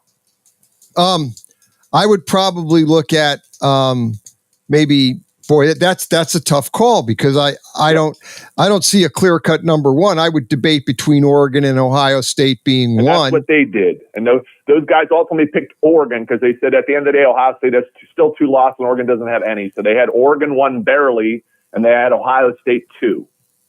Yeah, now you could make a debate, and here's the other thing: you could always look at like probability. Is Oregon being off? They're 13, and are they due a bad game? Like that's the point. They're 13-0. Are they due to have a bad game? And they've been off 2 or 3 weeks. And obviously Ohio State looks like, after the Michigan debacle, that's what Day does, though. If you look at what they did, they lost to Georgia after they outplayed Georgia after losing to Michigan. They came back and they should have beat Georgia in the semifinal game, and they would have obviously walked to a national title and beat TCU. TCU, yeah, right. All TCU. Right, and that's the point here. The point is that's what Ryan Day does, but you can argue those two, and then you could get into argument. I don't see a big difference. Like you throw Texas, Notre Dame, and Georgia in the mix, we could sit there. That's like making the argument, who's the worst team in the NFL, the Giants or the Oakland Raiders or the Vegas Raiders or Jacksonville Jags are all crappy teams. That's how I look at this as the flip side of the coin. Who are the better teams? And you could get an argument. It's so thin. I think there's not a big difference between. I mean, you could make the argument Boise State and Arizona State would be at the bottom of the rung, but then these other teams, Penn State's playing really good. They should have beat Oregon in the Big Ten title game. And now we're at Penn State at 6. Actually, they had Penn State 6, Arizona State 7, and Boise State 8. The guys had debating on the radio yesterday. But I could make the argument. I know James Franklin gets the bad rap. He can't win the big game, but the way they're playing right now, I could make the argument that Penn State could be the 3rd best team. Yep. I don't see a big difference between Notre Dame, Penn State, and Georgia. And who does Las Vegas have right now as the best odds of winning the national championship? The answer is the Texas Longhorns. Yeah. And people scratch their head and they say, why? Well, Oregon and Ohio State got to play each other, right? Texas gets the, quote in quotation, luxury of playing Arizona State. So Vegas puts the odds of the fact that they're going to survive their round where Oregon and Ohio State are going to beat each other up. Right. And that's true. And that's what you would normally say is after they play. The two teams benefiting, I think, Dave, right now are Texas and Penn State because they're playing Arizona State and Boise State respectively while Ohio State and Oregon have beat each other up, and Notre Dame and Georgia are going to beat each other up. And you know what, with that, though, and that's the thing, I have a feeling, and I'm always wrong, I have a feeling that Arizona State could beat Texas. I don't know why I think that. I have this feeling that everybody's like, they're writing off Arizona State, they're Big 12, but I have a feeling that team, they're a dangerous team. Yep. And I think that Arizona State could pop. That could be the upset here of the lot. And I could see ND beating Notre. I could see that's not an upset. Notre Dame beating Georgia is not really a big upset. I think those teams are almost dead even. It's funny. My buddy does writes for a website called Buckeye Planet. He lives down in Dayton, Ohio, big Ohio State fan. He brought this up to me. He goes, he was mad about the committee, basically saying this year compared to years past that we're not going to quote penalize teams for losing their conference championship games. And he thinks it's more reflection of what you've been saying for years, Pat, is they don't want to get rid of these conference championship games because they make so much money for all these schools. It's a money thing. It's not a team thing. So he said, 2 years ago, he said, we lost to Michigan at home, and USC played the Pac-12 championship game against Oregon. Remember, Caleb Williams strained a calf muscle. Yeah. He couldn't play the rest of the game, and Oregon ended up upsetting USC, and it knocked USC out of the Final Four, and Ohio State became the 4th seed and got to play the Georgia Bulldogs. Right. Yeah. His thing is why, when we had the Final Four for 10 years, teams did get penalized if they did lose the conference championship game, and other teams benefited from it. And it happened multiple times. Now, all of a sudden, we go from 4 teams to 12 teams. Well, if you play in a conference championship game, even if you lose, we're not going to, quote, penalize you. He said that doesn't make any sense. It's just a football game. I don't, and again, there's so much about the conference championship games. Really, they don't need them. Just play the season, play an extra game, do away with the conference championships, and then seed the 12 teams and then seed them by 1 through 12. Forget who wins. Just take the 12 best seeds and seed them accordingly. And don't give a conference championship a bye based on they won a conference like the ACC, which is to me one of the worst conferences in football. Sorry, ACC fans, but it is. And they didn't, now you go back SMU, people are now critical saying, obviously you should have let Bama or Ole Miss in. Well, you could sit there all you want. And that didn't happen. But at the end of the day, they just need to reseed it right and then just take your 12 best teams. But they're not getting rid of the conference championships because that's money. And you and I have talked, Dave Clark, you just follow the green on all of it. All of them. Yeah. It's like they're not going to do away with, they're not playing less NBA games. They're not playing less baseball games. I know they talk about it every year. You don't need to play all those games. Guess what? They're always going to play them because that's concessions, that's parking, that's money. And owners who own these teams and colleges, they're not playing less football games. I'm sorry, I know people get upset that, the kids are playing more games and they're more risk for injury. I get it. But colleges are looking for the biggest bang for their buck, and they're going to go and they're going to make this 16 games. And no one's going to complain. Yeah. Yeah. No one's going to complain about more football. Urban Meyer just talked again about being in Utah 20 years ago in 2004, right before he left to go to Florida. They played 11 regular season games, not 12. Yep. And they beat Pitt in the Fiesta Bowl to win their 12th. They played 12 games that year, and they went 12-0. Yeah. And he goes, that was it. Our season was over. And the there was season's no over. Conference championship games. There was no extra playoff games. No. And he goes, that's 20 years ago. Now we're playing all conference championship games and 3, possibly 4 playoff games. So these schools are playing 16, maybe 17 games. And he said, just like the NFL sometimes in mid-late January, it's not the best team sometimes, Lucia. It's the most healthiest team. Oh, definitely. Who's got the most? Who didn't lose players because of injuries? And that does count. And I told you that's why I'm picking the Georgia Bulldogs. If Notre Dame was ready to go with all their dudes, I would say they're better than Georgia. I would tell you that with confidence, but I'm not as confident anymore just because you can't keep losing guys and saying we're going to plug this guy and we'll be okay. Same thing in the National Football League, Dave Clark. Same thing. Yeah. Yep. No, this is what it is. They're going to continue they're adding to the schedule. They're not going back. No way. They're not playing 8 games I know all the people screaming and yelling they need to go back to 8 games. No, they're not going 8 teams. They got 12. No. The dollars are coming in. 14 then to 16. Yes. And they may get to the debate is going to be who's going to get is the NFL getting to 18 game season, or does college football get to a 14 game playoff? What happens first? If you were a betting man, I think the NFL is getting to 18 games very, very soon. Correct. And I think college football, though, is probably going to get to 14 games, I think they're going to get there real quick. I think they're going to do a year, and then they're going to go add some more teams to it. Yeah, they're going to add more. College football is going to 14 very quickly. I think debate is. And do you think they're going to start reseeding? Like, say, we don't want the Oregon Ohio State. We're going to be round 2. We want maybe Oregon should be playing Boise State, or Oregon should be playing Arizona State, and you know what I mean? Like, yeah, I think they'll do that. Would be Georgia. Georgia would be playing right. Because they won obviously Georgia is the SEC champ. They won the SEC title game. So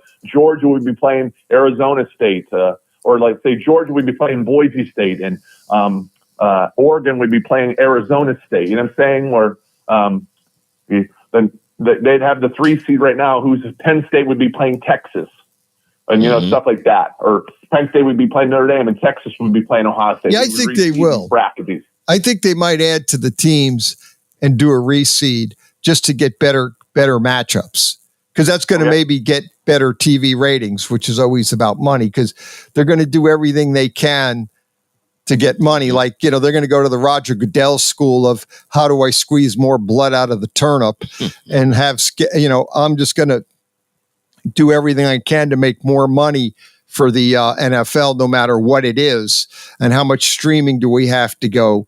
And that's basically what college football is going to do too. I mean, let's face it, we've talked about it, and it always comes down to the green. Follow the green, and that's basically what it is.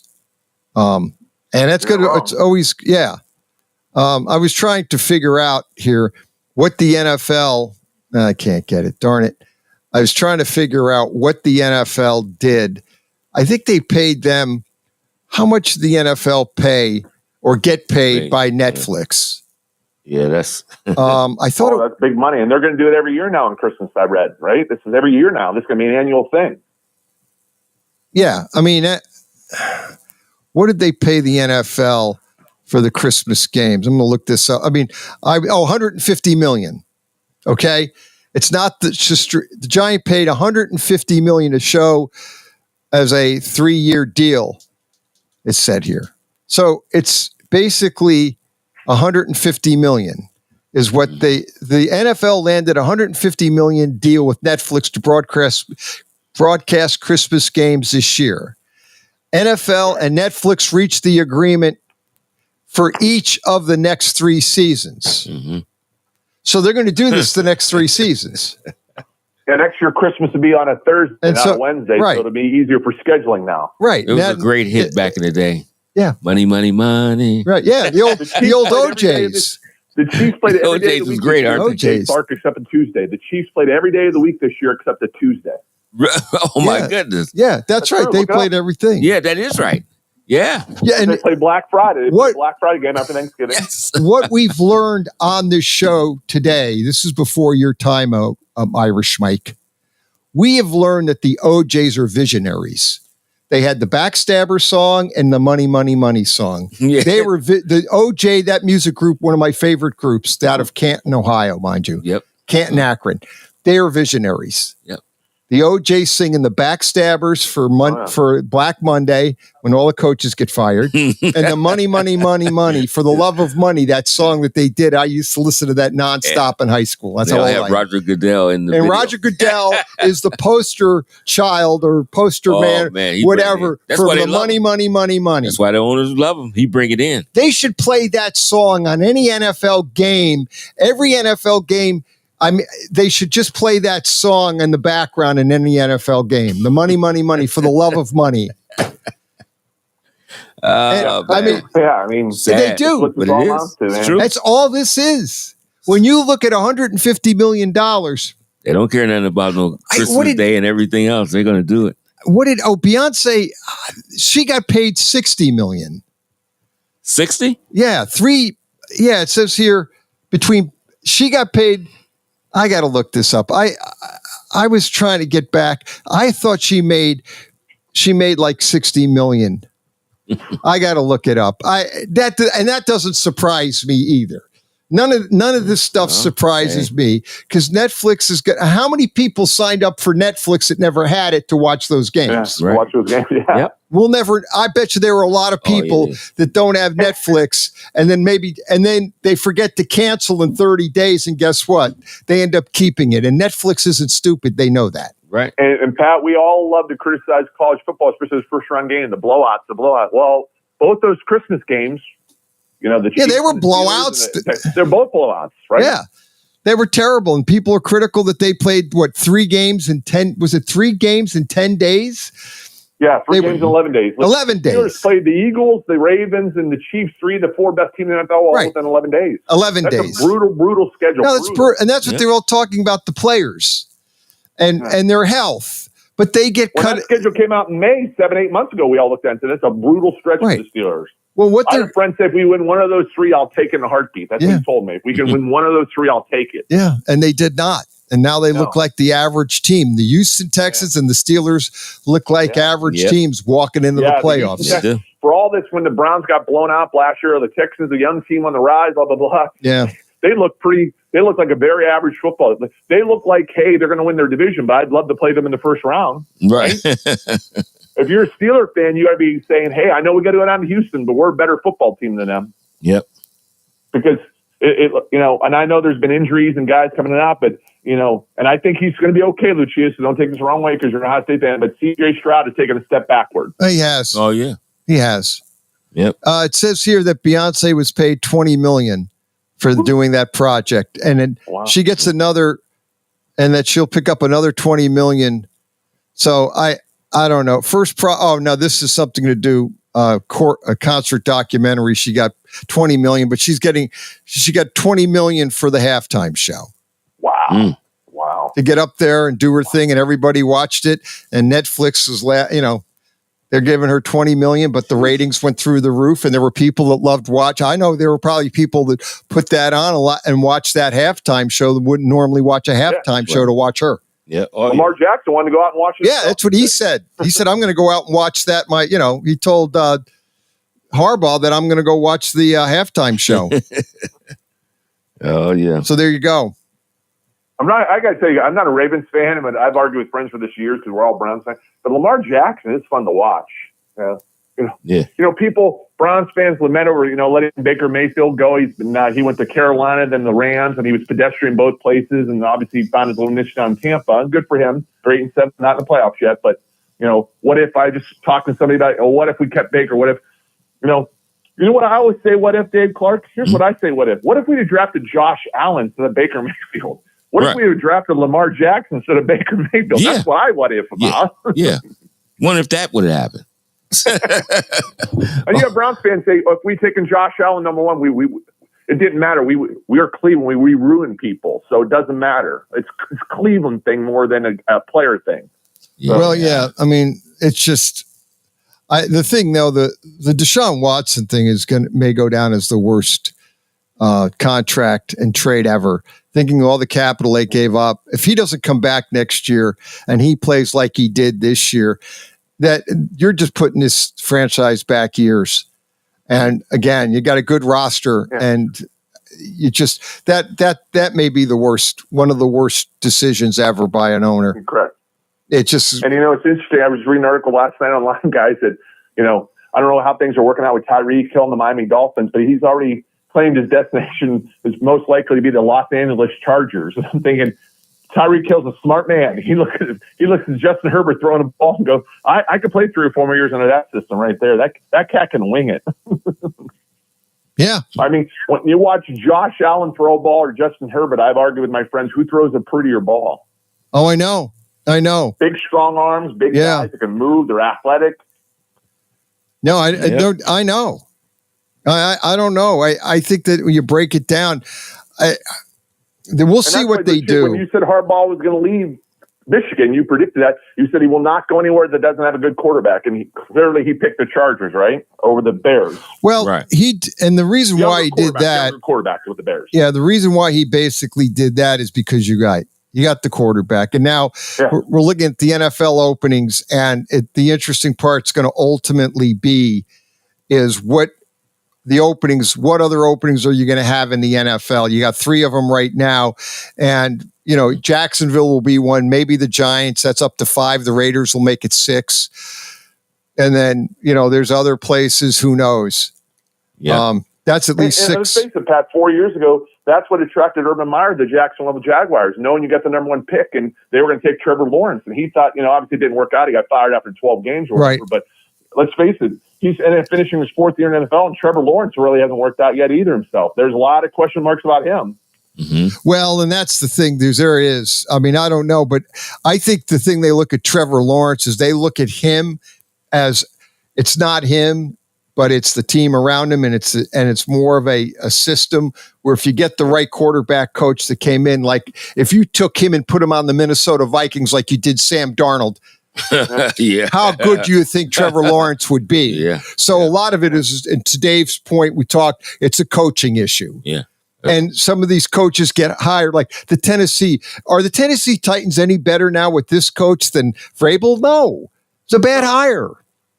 I mean, I don't know. I mean, you just start looking at the coaches that took over. The teams aren't really any better. Atlanta's not really better. Lucia, that the Titans fired their head coach because Bill Callahan's the father. He's the offensive line coach, and he was a great offensive line coach with the Browns for 5 or 6 years. But when his kid got the Titans job, he went to Nashville with them. Yeah.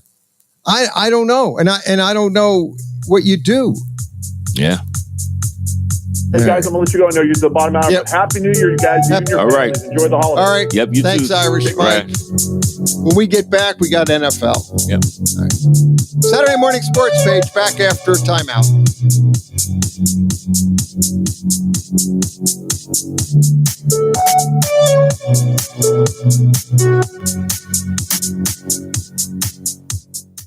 Hey, let me ask you something. Would you seat your 3-year-old child on a windowsill? Would you seat them beside a lit fireplace or by the deep end of a pool? One last question. Would you seat your child in a car seat that's not correct for them? Car crashes are a leading killer of children ages 1 to 13. Secure their future. Seat them in the correct car seat. For more information, visit safercar.gov/the right seat. A message from the National Highway Traffic Safety Administration and the Ad Council. Welcome to Calvin's Barbershop. You all got to see this. I don't even want to know what you're looking at on that phone. Well, you should. I was learning about the dangers of high blood pressure and that we need to get ours checked regularly. High blood pressure can increase the risk of heart attack or stroke, but this text program can help keep it at a healthy range. Just text barbershop to 97779 to sign up. I'll get right on it as soon as I'm done with this baby panda video. Text barbershop to 97779. A message from the American Heart Association and the Ad Council. Lena's Pierogi House is your home for the area's best variety of pierogies. Daily specials include the Polish platter, the Hungarian platter, stuffed cabbage, and halushki. Having a last-minute get-together? Lena's has you covered with a wide variety of frozen take-home pierogies and dumplings. Go to Facebook at Lena's Pierogi House to see the weekly lineup of available flavors for dine-in or carry-out. Catch the best at Lena's Monday from 10 a.m. to 4 p.m. and Tuesday through Friday from 10 a.m. to 8 p.m. 20 North Main Street in Hubbard or call 234-254-8532. Let's be real. The odds of a high school athlete getting a college scholarship and making it to the pros are pretty slim. Don't get me wrong. It's okay to dream of becoming a pro athlete, even a famous one. But that's not why I play. My reason why? I love the competition. My reason why is community. My reason why is leadership. My reason why is to challenge myself. My reason why is love for the game. And hey, if we don't make it to the pros or onto the cover of Sports Illustrated, that's okay. Because there's every reason to believe we'll excel in something even bigger than sports. We'll excel in life. There are lots of great reasons to play high school sports. Tell us your reason using the hashtag #MyReasonWhy. This message presented by the NFHS and the Ohio High School Athletic Association.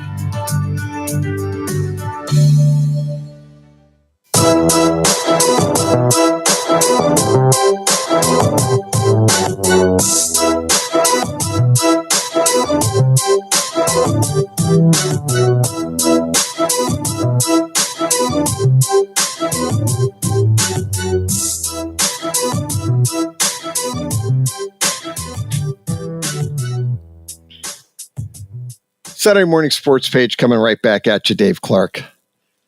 330-707-4202 if you want to get in. Any takes you have. We're talking obviously football and NFL football, and we'll get to that right now because we have to do our picks, Dave. Yep. We both got the Chiefs and Ravens right. We got the Seahawks wrong because the 3 in the hook. The hook got us. Oh, yeah. It was a 6-3 game. Yeah. That started to take the fears. Started to just play around and do it. That was tough. Yeah. Let's go though to our picks. Let's roll to them. Let's see. Let's go to the first game today. Now, 3 games today on NFL Network. Wow, I forgot about that. The Bolts, the LA, we still call them the San Diego Chargers, are playing at New England. There is discussion, I heard, that maybe that coach in New England is one and done. Yeah. It's been a lot of talk about that. Saying that he's Mayo out is here, out. probably Vrabel will be the guy or somebody like that. Rumor is Vrabel is their guy. Yeah. So for the Buckeye fans, he's not coming to Ohio State because you're not firing Ryan Day. So get over that. He ain't going anywhere. I'm sorry. Well, Bolts. But how many points? About 8? 6. So, 6. I'm going to take the Bolts. I mean, they have to win this. They got to keep it going. Make sure they're in the playoffs. Yeah, I mean, I think that this is the thing with, they have to win because they're in a situation, Denver and the Bolts are in a situation, they've got to win out because they got the Bengals potentially getting in. And we'll get to the Bengals because they're playing the Broncos. Yeah, they're right there. So the Bengals could actually get into the playoffs, but they really need help. Yeah, yep. Because next week, the Broncos play the Chiefs. The Chiefs don't need the game. Right. Now, the question with the Chiefs, are they going to rest Mahomes and not play him because we don't need the game? They got the home field locked up. Mm-hmm. But never underestimate Andy Reid and the Chiefs. But the Broncos will need that game if they lose this week to the Bengals, and we'll get to that. So, I'll take let's move Bolts. Yeah, I'll take the Bolts. It is they're playing up in New England. It is a 1:00 game. They are coming from the West Coast, so it is a hike. Sometimes these teams, the time change does have an effect on them, and teams have a tendency to maybe play to the level of the opponent. Mm-hmm. But all that said, I'll agree with you. Let's go to the Bolts. The next one is speaking of this is maybe the only one of the big games of the weekend that matter. There aren't a lot of games that matter. This does. Broncos at the Bengals, 3 and a hook. Broncos get 3 and a hook. This is today on NFL Network at 4:30. So this is today's game. I'm gonna take the Bengals and lay the hook. Yeah, it's hard to lay anything with that Bengals defense, but they got to win, and they need to. They got to win. So they need to just blow teams out. They really do. They need to. They can't depend on tight games, so they got to put up big points. I agree. And the Bengals are playing better. The defense seems to have improved. Now, granted, they beat the Browns 24-6. I don't know what to take because the Browns are kind of dismal. And the Browns had a chance to make that a game, but boy, they just turned the ball over too much. Yep. I'll take Bengals, and let's move on to the Cardinals at the Rams. Now, the Rams win, and they're in. Mm-hmm. So if they lose, they open up the door to potentially Seattle. And then I believe they play next week, I think. Yes. Seattle and the Rams, don't they? That'd be nice. I like that. I like when it's laid on the line, man. Yeah, maybe playoffs before the playoffs. Yeah, next week, Seattle, they play the Rams at LA. So if the Cardinals upset the Rams, Seattle's already won. So now the Seahawks are 9-7. The Rams would be 9-7. Next week's game is for the division. And it's all up to what Arizona has. I mean, they were really heartbroken when they lost last week to the Panthers 36-30. Yep. And will they have that, hey, let's spoil these guys? Now, if they got that spoiler mentality when they come out there, they could do it. Boy, they got could. enough. They got enough firepower to do it, but I don't know if they're motivated enough. I don't know. Only way you know that is being in that locker room. So they're a funny team. The Cardinals are a strange team. I just can't ever figure them out. That's a playoff team that's not in the playoffs. They should be. Let me put it. Yeah, they probably should be. Yeah, but what's the total on that one? That's 6 and a hook. Cardinals get 6 and a hook on the road. That's tonight's game, Saturday night. Cardinals at the Rams. I guess I'll take the Cardinals. In the giant gazebo. That's what they refer to SoFi Stadium as the giant gazebo. It's like playing in a gazebo because it's open air. Yeah. They have a roof, but the sides are open. Right. So they like to call it the giant gazebo. Yeah. And that's you spend all that money and you still have a open air. I guess it's all right. It's LA. Who knows? Yeah, it's warm. So it's it don't warm. matter. It don't matter about it. No. But anyway. So Dave Clark. I'll take the 6 in the hook. You're gonna take the Cardinals and the hook? Yeah, go ahead. I don't know how much motivation, but maybe they can be in it. I'm taking my approaches. I'm looking for the best team in the Rams. Mm-hmm. Let's go to the Jets at the Bills. This is the 1:00 Sunday game. 10 points. Bills lay 10 points. The Jets at Buffalo. Buffalo got to get going and get stuff rolling right. They won last week. They beat the Patriots. They did not cover. Yeah, 24-21. Do they play better? The Jets lost.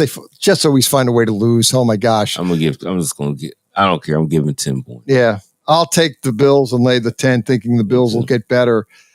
No, the next one is a brutal game, though. This is if you want to punish your children, make them watch this game.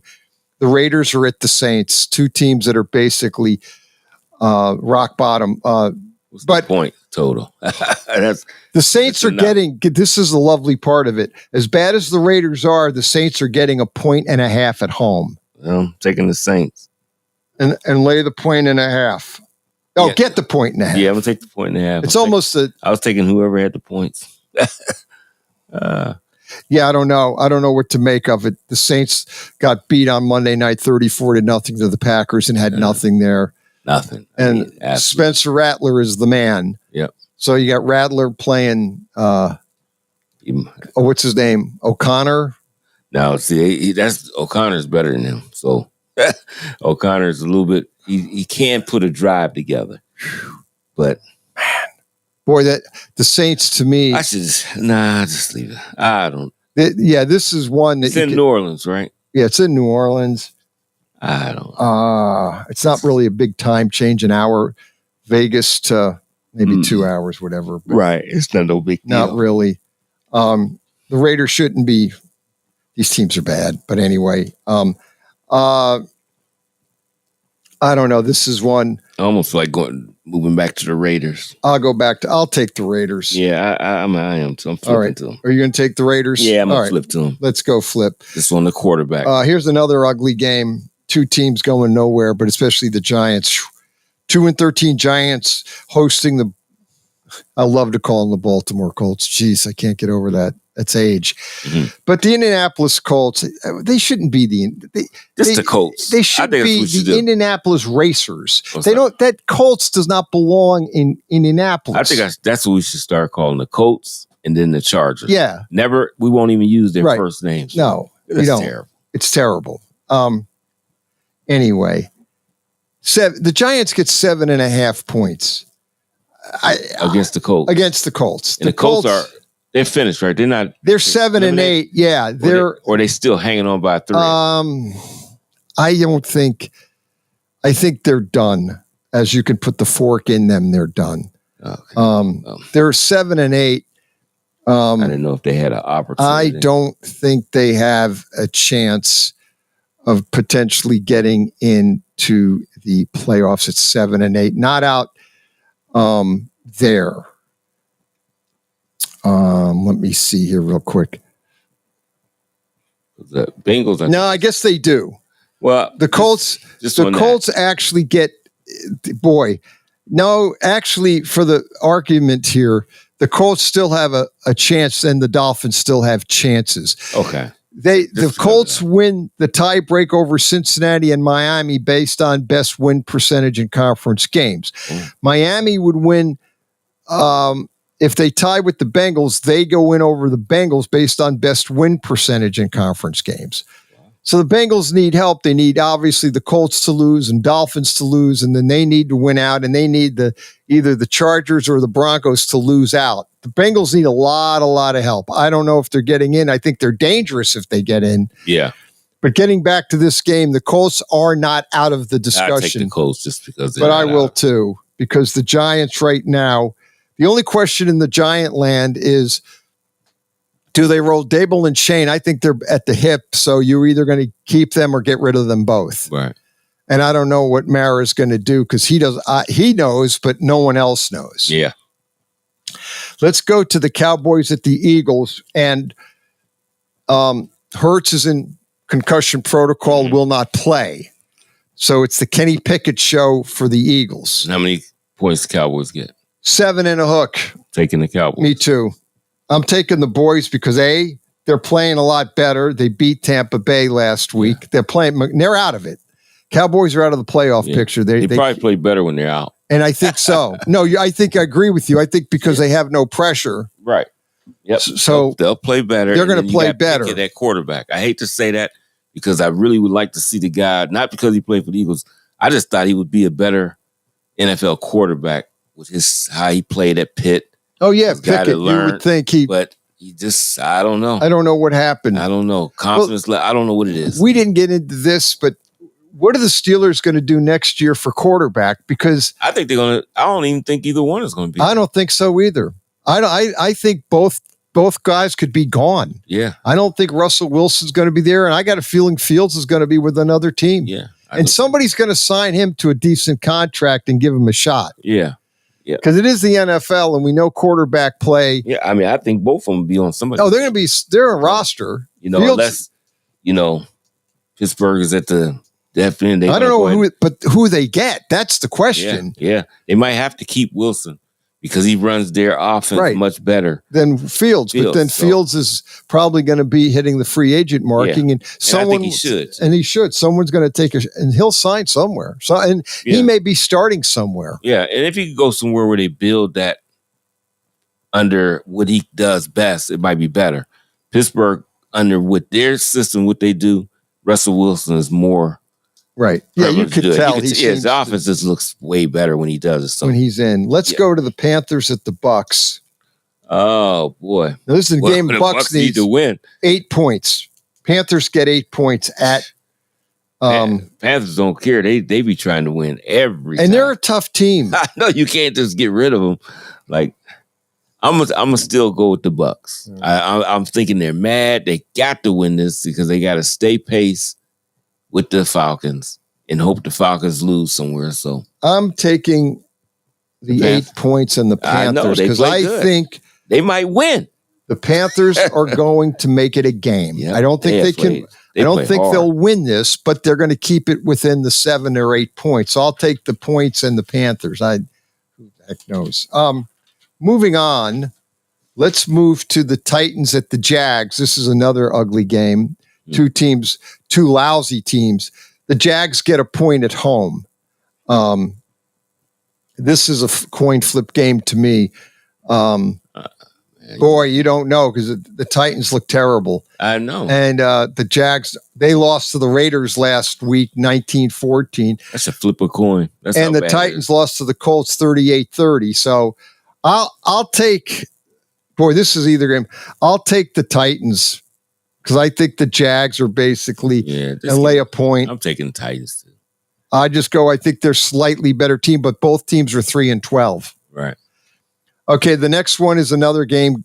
Two teams going. Well, take it back. The Miami Dolphins actually are not out of the playoffs yet. Right. That's it. Not yet. So they're at the Browns this week, and the Browns get 6.5. I'm going to take Miami just because and lay the 6.5 because I think it's a situation Miami needs this game. Dorian Thompson's still starting, right? Yeah, and they you know what? They just don't. They stink. Enough. They're not. Those quarterbacks. I'd rather just let interception prone. Yeah, throw Jameis Winston because I know one thing. He might throw for 300. He could, and he will. Yeah. No, he will. Yeah, that's right. He will throw put for some 300 yards, but he'll throw 3 interceptions and throw 2 pick sixes, but he'll throw for 350 easy. Yeah. And he might throw 4 or 5 touchdowns. Yeah, he could. He could throw 4 touchdowns and 2 he could give you 4 touchdowns and give the other team 2 touchdowns, 2 pick sixes. Oh, he could do it. It's easy for Jameis. But 6.5. But 6.5's a tough because can the Browns keep this thing? And they could. I just think it's in Cleveland too, right? Yeah, and I don't think the weather's an issue. It's supposed to be around 50. No, I think it's balmy. It's supposed to rain. It might rain, but it's going to be. I think like near 60. I think it's mistaken. Yeah, it is. In fact, this says 60 with a chance of rain, but 60 degrees out. So it's not going to be one of these cold, nasty days up in Cleveland. 60 degrees in Cleveland in the end of December is unheard of. I know. Dolphins. You're going to take the Fins? I mean, it's warmer for them, so I'm thinking they'll play better. That's what I think. I don't think the rain's going to bother them. They're used to rain in Miami. Yeah. And 60 degrees is balmy. Yeah, that should be it's good. not a big. Let's go to the Packers at the Vikings at 425. This is going to be a really good game. Because the Vikings need it. Yeah, they do. And so the Packers are in. Yeah, they're in. But the Vikings need it because they win this thing. Could actually win and be the number 1 seed because they have Detroit next week. Yep. So if the Vikings win out, they win the division, but then they're the number 1 seed overall. Oh, that's right. Because that would put them at 15-2. Mm-hmm. And then the Sam Darnold discussion, if they move in the playoffs and win a few games, they get to a conference final and lose like in overtime, or they end up in a Super Bowl, what do the Vikings do with Sam Darnold? Yep. Well, I don't think you let him leave. I think you sign him, and I think you keep McCartney around to learn another year under Darnold, like Love learned under Rodgers, and let the kid learn another year under Sam Darnold. I don't have a problem with that. I agree. I don't know if I would trade him. No, I wouldn't trade him. I would keep him because he's under the rookie contract. Yeah. What? It's 1.5. The Packers get 1.5 it's at Minnesota. I'm gonna take Minnesota. Yeah, I'd love the Packers. Hard though. It's hard because the Packers are playing so good. Oh, they're playing great. This is gonna be This should be. This is gonna be like a war. I'm just going with the home team this time. That's I don't know. Reason. Yeah, I'm kind of floating between the Packers. Boy, this is going to be a tough game. Yeah, I'll take Vikings too at home. Falcons at the Commanders, big game because the Commanders. I was thinking, do they have? Are the Commanders technically in the playoffs? Yeah, I think so. Have they clinched it? I don't know if they clinched, but I think they in. No, they have not clinched yet. They're not in as of yet. They win today, they get in. Yeah. So the Commanders need this game to win to get into the playoffs. What's the point total on that one? They lay 3 and a hook to the Falcons. I'm gonna take the Commanders. Yeah, they won last week against the Eagles. I just think, they didn't perform bad, but he got to get adjusted for the offense. And I don't know if he could stay up with the risk. Oh, risky! Oh my boy, boy, did that go back? Commanders, can you stay up with that offense? I like the Commanders.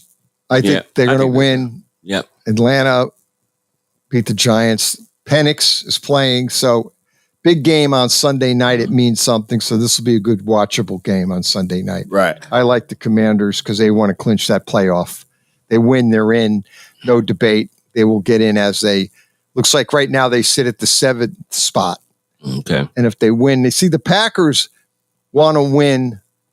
I don't know who has a tiebreaker between them and the Commanders for seeding issues. If they lose, if the Packers lose, Commanders win, they're both stuck at 11-5.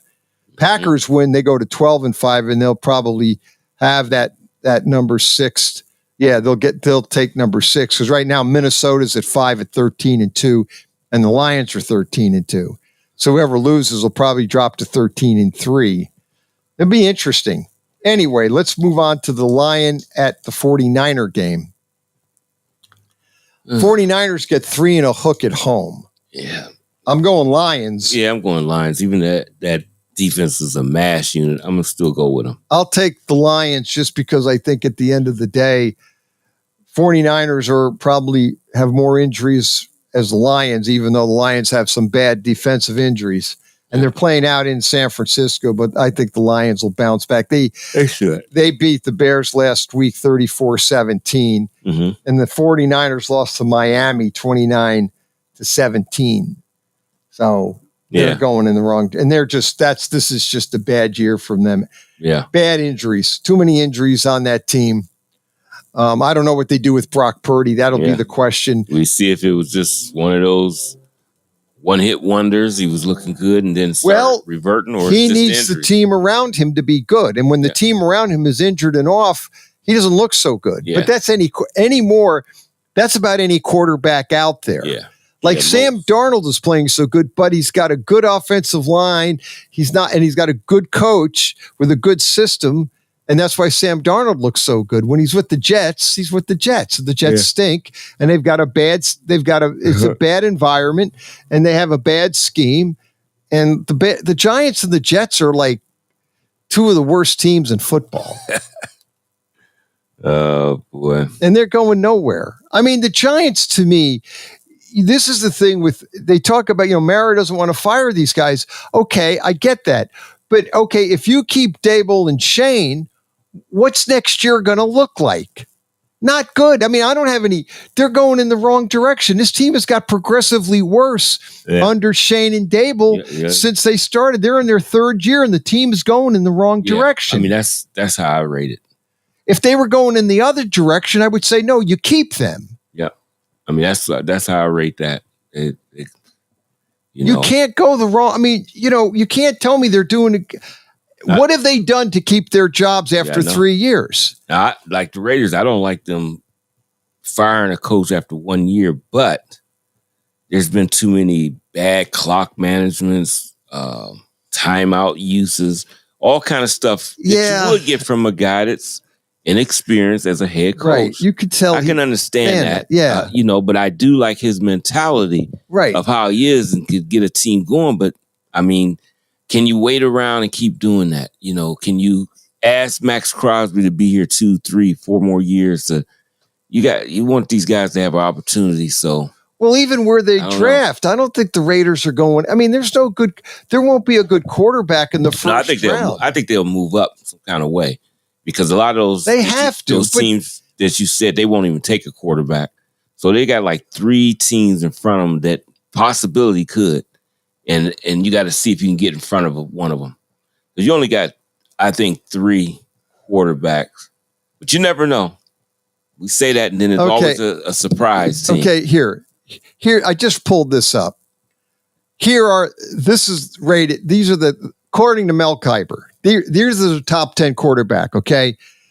Dave Clark, you tell me, Shedeur Sanders is 1, we know that. Right. Cam Ward is 2. Right. Okay. He's got Jalen Milroe 3. Jalen Milroe is not a first-round quarterback. I'm sorry. No. He's all right. No. Carson Beck is 4. I don't think he's a first-rounder. Is it his? No, it wasn't his throwing arm, right? I think it's the other one. But I still thought he regressed a little bit. He did like years. He did just like years. They went back a little bit.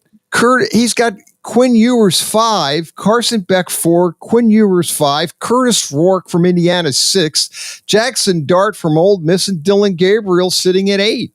But to be honest with you, there's one there. Shedeur Sanders is the clear-cut group. Cam Ward, he's good. I don't know if he's great, but we'll wait. I think he's a late first rounder, but in the NFL, he'll be, knowing the NFL that we know, he'll probably be a top 5 because they overreach. The thing I like about Cam Ward is he stays calm in all situations, which you need to be at a quarterback. He doesn't let anything rattle him. He got that, and he can make the throws. We just got to see how and he does his progression's good. Right. Just, I don't know after that. But if you're the Raiders, you got to move up to maybe get in that top 2. Because you've got to get up where, and we know Jacksonville is not taking a quarterback. Yeah, the Giants will, and my prediction is big prediction. Giants lose out and take Shedeur Sanders. Mm-hmm. I wish him the best of luck being the quarterback because that's not going to solve their problem. They better protect him or he'll be running for his life like all the other quarterbacks have. And I just think that, again, they will do that. I know they'll do that, but they better work around getting him protection or that poor kid is going to be hurt or running for his life on every play like I've watched every game this year. So that's not really the solution for the Giants.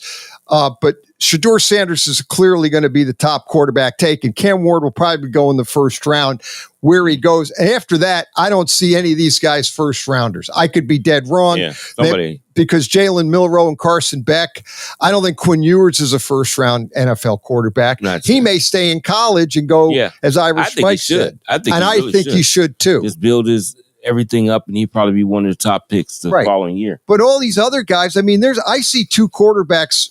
I see Shedeur being a top 5 and Cam Ward mid first round, but he'll move up because some team desperate will take him. And Gabriel might because he's been a starter for so many games. Right. And if he does good in the playoff, they beat Ohio State, they go on a roll and he looks good, he will move up into the first round. That is correct. I agree with you there. So but I don't see any of these guys. Like if you're the Raiders, I guess you'd go if you can get Cam Ward, you take him, or you trade and maybe you can get Darnold or somebody. Yeah, that's what you have to do. You got to move. You have to move. Yeah, you got to get a quarterback. Yeah. The Raiders need a quarterback. Right. Happy New Year to everybody out there, which means do not drink, do not drive. Stay sober if you're going to drive a car and buckle up. Stay safe. Happy holidays, everybody. Saturday morning sports page.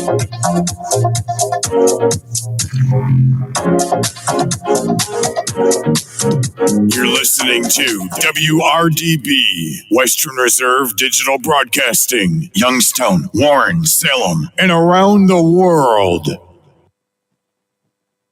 The Sports Betting Network. Coming up on the next Follow the Money, Mike Paulman from Mitch Moss will preview Week 18 in the NFL and know who's in, who's out, and college football playoff games. Nick Bogdanovich from Circa as well. Follow the Money weekdays 4 to 7 Eastern on VSiN, the Sports Betting Network. Want to see who at VSiN is on a hot streak? Go to VSiN.com/picks to see all the selections and weekly leaderboard of VSiN hosts, writers, and guests. Become a VSiN Pro subscriber and get every pick sent to your inbox daily. Just head to VSiN.com/pro.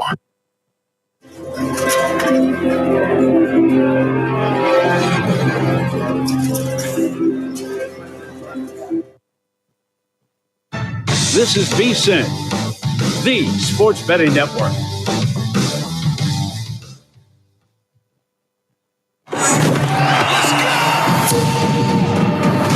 This is VSiN's Tailgate Show, only on VSiN, the Sports Betting Network. What up? It's JVT filling in for Tim Murray. Tim will be along a little bit later in the program. And I think what we're going to do is, because I'm not used to working this show, when Tim calls us at 11:45 a.m. Eastern, he'll just host the rest of the show on the phone. And I'll just take a back seat and I'll be here just in case. But I think Tim can do it. I totally believe him. What is Tim doing anyway? Is he at a bowl today or something like that? Oh, he's on the Arizona Bowl. Okay. What time is that at? What time is it? I don't know what the time is. Let me see. I'm checking. 1:30 p.m. Explain to me why you couldn't do the show. Game's at 1:30. Bring some equipment to the hotel room. Come on now. Come on, Tim. Be a professional. Do what we all do here. That is the Snoop Dogg Bowl. That's right, as producer Dustin tells me in my ear. I did see a tweet. Imagine how far, if I told you back when Snoop Dogg was first emerging on the scene, hey, this guy's going to be one of America's favorite people, and he's going to have a college bowl game named and branded after him. I think you would call me crazy, but here we are, and I love Snoop Dogg. All right, maybe. Do you think Tim would be able to give me what his favorite song is on Doggy Style? I don't think he would be able to. I don't know if his Snoop Dogg knowledge would be that deep. By the way, my favorite hip hop album is Doggy Style, from like track 1 to the end. Very much my favorite. All right. With that, we'll get to Tim coming up a little bit later in this hour, but wanted to hit the National Football League because, again, we have a triple header here today. And what a perfect time My family's gone for 7 days. They come back today, and now I have an excuse to completely ignore them because we have football all day. Los Angeles Chargers at the New England Patriots. This is going to be our first game of the day. This will actually kick off right when we get off the air here. So we'll have plenty of coverage for you throughout. But let's start with this one because it is one of the weather games. We have many, many weather games here today and this week. Today, we get some rain. About low 40s, high 30s, not that much wind, but this is a matchup for a Rock'em Sock'em Chargers team under Jim Harbaugh, and I'm sure Harbaugh had plenty to say about playing in cold weather. We had a little rainfall last week, one day of practice. That was great to have that, but most all of us have played in those kind of games, or grew up in that kind of weather, And bottom line is, these guys are young, they're healthy, and their heart pumps warm blood. Pumps it from the arteries to the veins, to the tributaries, to the capillaries, throughout their whole body. You just play ball. Been my experience. Now, I might have got that in the wrong order there. That's funny because I was actually going to ask, is that the order in which blood flows? Yeah, it's true. All right. Yeah, if you want to stay warm, you just got to get the blood pumping. And we'll have plenty of that here for the Los Angeles Chargers, who, by the way, speaking of hearts, Chargers, a little bit on life support, skidding a bit here down the stretch. So we'll see what they can bring to the table.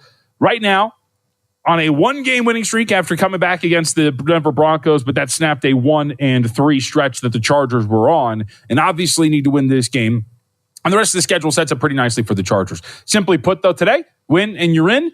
And so the Chargers will have an opportunity to do just that. 6-point spread with a total of 42. Now, again, I would caution, just like we talked about for a couple of these already, namely it was the Rams game that we discussed when it came to this angle, but I do think that there is this slight little bump you get in the market around this time of year of team that needs it has to cover. So we get this little push from a market rating standpoint. This thing opened 5.5, dipped to 4, got all the way up to that 6-point mark where we're at right now. We toggled back and forth between the 6 and 5.5. I don't think, crazy to say here in the next 2 hours, maybe it happens. Don't think you're getting the 7. So this is probably where we're going to close right about when we get to this matchup. But the Patriots are the other fascinating team. And by the way, I mentioned this a little bit earlier, but this is a Patriots squad that has been playing to some overs so far this year. We've actually seen this market bump up a little bit in the over. Some spots open about 40, 39.5 on the look ahead. We saw another initial open at about 42. Then that's the number we have right now. Patriots among some of the best over teams in the NFL. 9-6 to the over. I think I mentioned 10-5 or whatever it was earlier. 9-6 to the over. Depending on your closing number, that record is actually much better depending on what you bet when you talked about betting these games over for New England. And a big part of that has been about this Patriots offense. But before we get to that offense, let's talk about the Chargers defense. Because the Chargers defense at one point at the beginning of the year looked like it was going to be one of the best in the NFL. But it seems like that was maybe a symptom of playing a lot of weak offenses. Head coach of the New England Patriots, Rod Mayo, talked about that unit. Yeah, for me, it's the versatility, and I grew up in a versatile defense. We coach versatile guys, and I would say, you look at their guys, defensively, they're all versatile players. I know you always talk, we talk about Bosa and Mack rushing, but those guys can also drop. You talk about